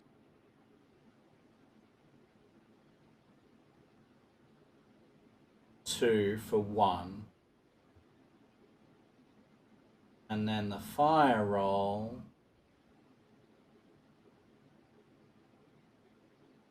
Oh, it's just 1 fire damage? Yeah. Yeah. Alright, so you notice, and you're surprised by this because you've not come up against this before, but you saw fire be extra effective. Or was it fire? Because this fire is not extra effective. Something else is in play. I'm going to reveal to you as players because this is important for you to know. But your character is a little confused, okay, in this moment. But as players, there is a difference between energy damage, which is fire, and area damage, which is AoE. When you do area damage, it covers an area, and swarms, there are a lot of individual bodies. That's why they have resistance against physical damage, because there's so many of them. But because there's so many of them, and because their representative hit points represent all of them, when you do an area effect, that damages them extra because you're hitting more of them with that. It's the AoE effect. It's the area that was actually being multiplied, or an extra 5 in this case, was from the area tag, not from the fire tag. Okay? Okay. No worries. It's good to know. There's some new knowledge there. Y'all of goats! Welcome on in, sir. Welcome on in. This is the fantastic streamer I was talking to you about only about half an hour ago. Y'all, I was talking you up and everything before you came on in. This is Y'all of Goats, everyone. Please go and give him a follow. We love Y'all. He's a great game streamer, as I was saying earlier. Awesome GM and player. And thank you, Y'all of Goats, for subscribing. Yes, subscribing. Big shout out to Y'all. Please go and give him a follow. Thank you for coming on in and trusting me with your community, Y'all. Everyone that is here for the first time doesn't know me. My name is Matt in a Hat. We're playing Kingmaker Pathfinder 2 Edition, and we are against a whole heap of spiders, and it's scary! Oh my god! Creepy little bastards. Raid time, where the booty? The booty is on these massive spiders, sir! Welcome on in. With that all said and done, where are we at? I've done damage. You've done damage. Is there any other things that you have on your turn? I mean, I only swung one time.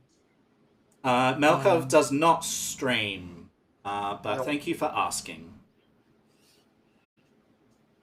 So now that I see that it's not helping, I'm gonna strike with my longsword. No, so does that count as a map? Even though I used it? Yep. Okay. All right, just want to make sure. Yes. Why without special abilities, dual wielding is not really an advantage. Okay, no worries. Missed. That's all my turn. That is your turn. No, it's not. I got one more. Okay. I'm gonna put the torch out. Put the torch out. It was a good idea and well thought out. And it wasn't until you saw the result that you learnt these things. Kasser?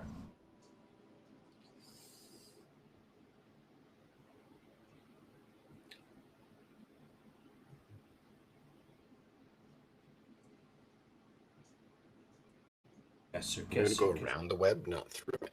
Around the web. Not sure why. Nobody wants that sticky white shit on them. I don't want to clean that off. Oh, you hit. Nice work. You already got poison goo all over your breastplate. Yeah, it just covers you. Alright. Damage on that. Oop. He was running away from me, so I'm going to risk it and try to help end this a little bit quicker. Oh, yeah. For the brisket. Oh, yeah. You are definitely doing that. We need to end this. I hate spiders. Yeah, for the brisket. They annoy.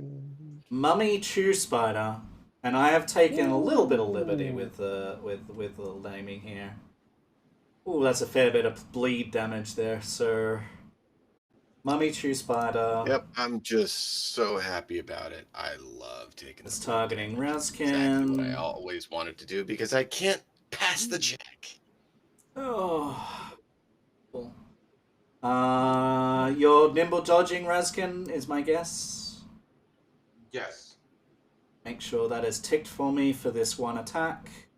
it is. I will fangs, ow, and miss because of the nimble dodge.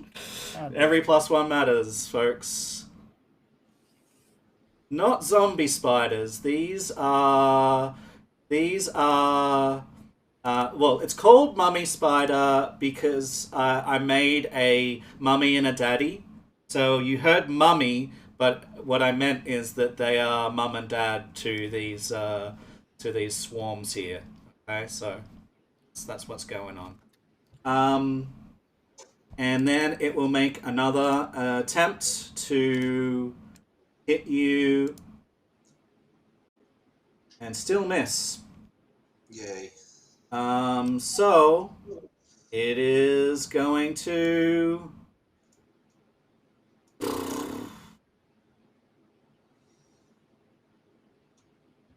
It is going to create web action. Reskin. Okay. We're going to try and tumble through again.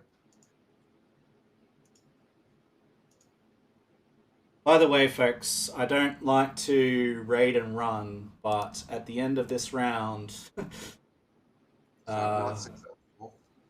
you are not successful. No, not quite. Very close. You rolled a 2. Yeah. Yeah, I'll try again. At least my level 20 Artificer Battlesmith is not in there. Damn. Hero point. Exactly the same. The odds of that happening are ungodly low. Is Oberon Tree Traveler a streamer? I can shout you out if you are. All right, I'm going to try and hide. Fair and Hero reasonable. point that tumble through. No, I'm not going to hero point that. My favorite If it hits me again spiders and I go down. to let loose are phase spiders. Our phase spiders are great. Favorite little guys. Yeah, they're terrifying. Daddy Chew Spider is going to try to bite. I'm going to move these just so that I can target. He is going to target first strike on Tarnal. Been playing 5e, and the character that I had from last campaign, I was in a heroic base, so his stats were high. Nice. So there's a Fang Strike on Tarnal. It's a roll. Nope, does not manage to hit. We're going to make a second attack, but it's going to be on Lucas. Of course it is. It's got the map penalty. You're fine. It's fine. No, you're not. Here's the damage. You got 2 done. Wow. And 2d8. It's brutal. And here is the venom that I'm going to pop up. You need to save that, please. In this case, that is correct because these are the mummy and daddy. We had last setting, we had 80 points. Wow. You do save, so you don't take any extra, but you're feeling pretty rough at this point. Yeah, I feel very, very rough.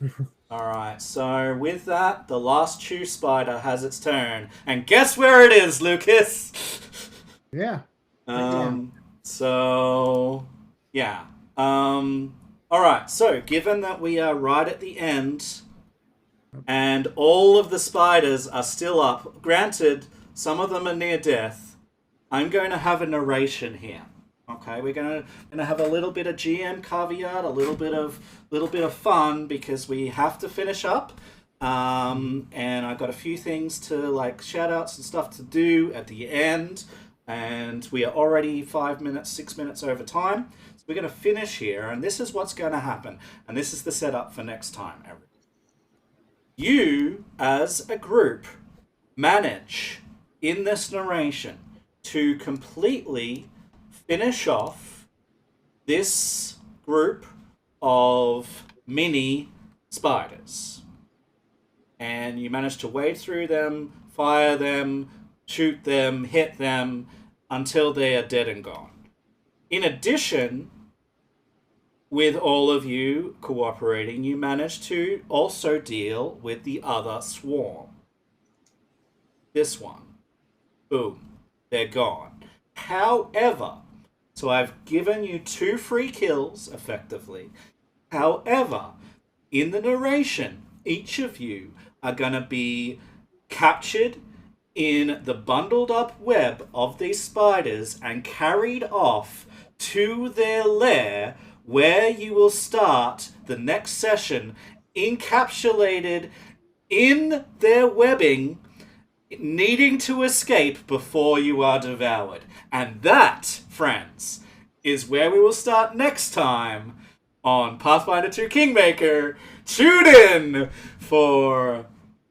So should our next character start at level 4?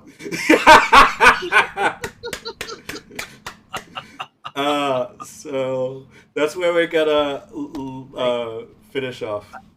I have a dagger I can cut myself out with. Right. There's options, but I think that's fantastic. So we're going to start in a cave next time, guys, and it's going to be full with spider webs. It's going to be exciting.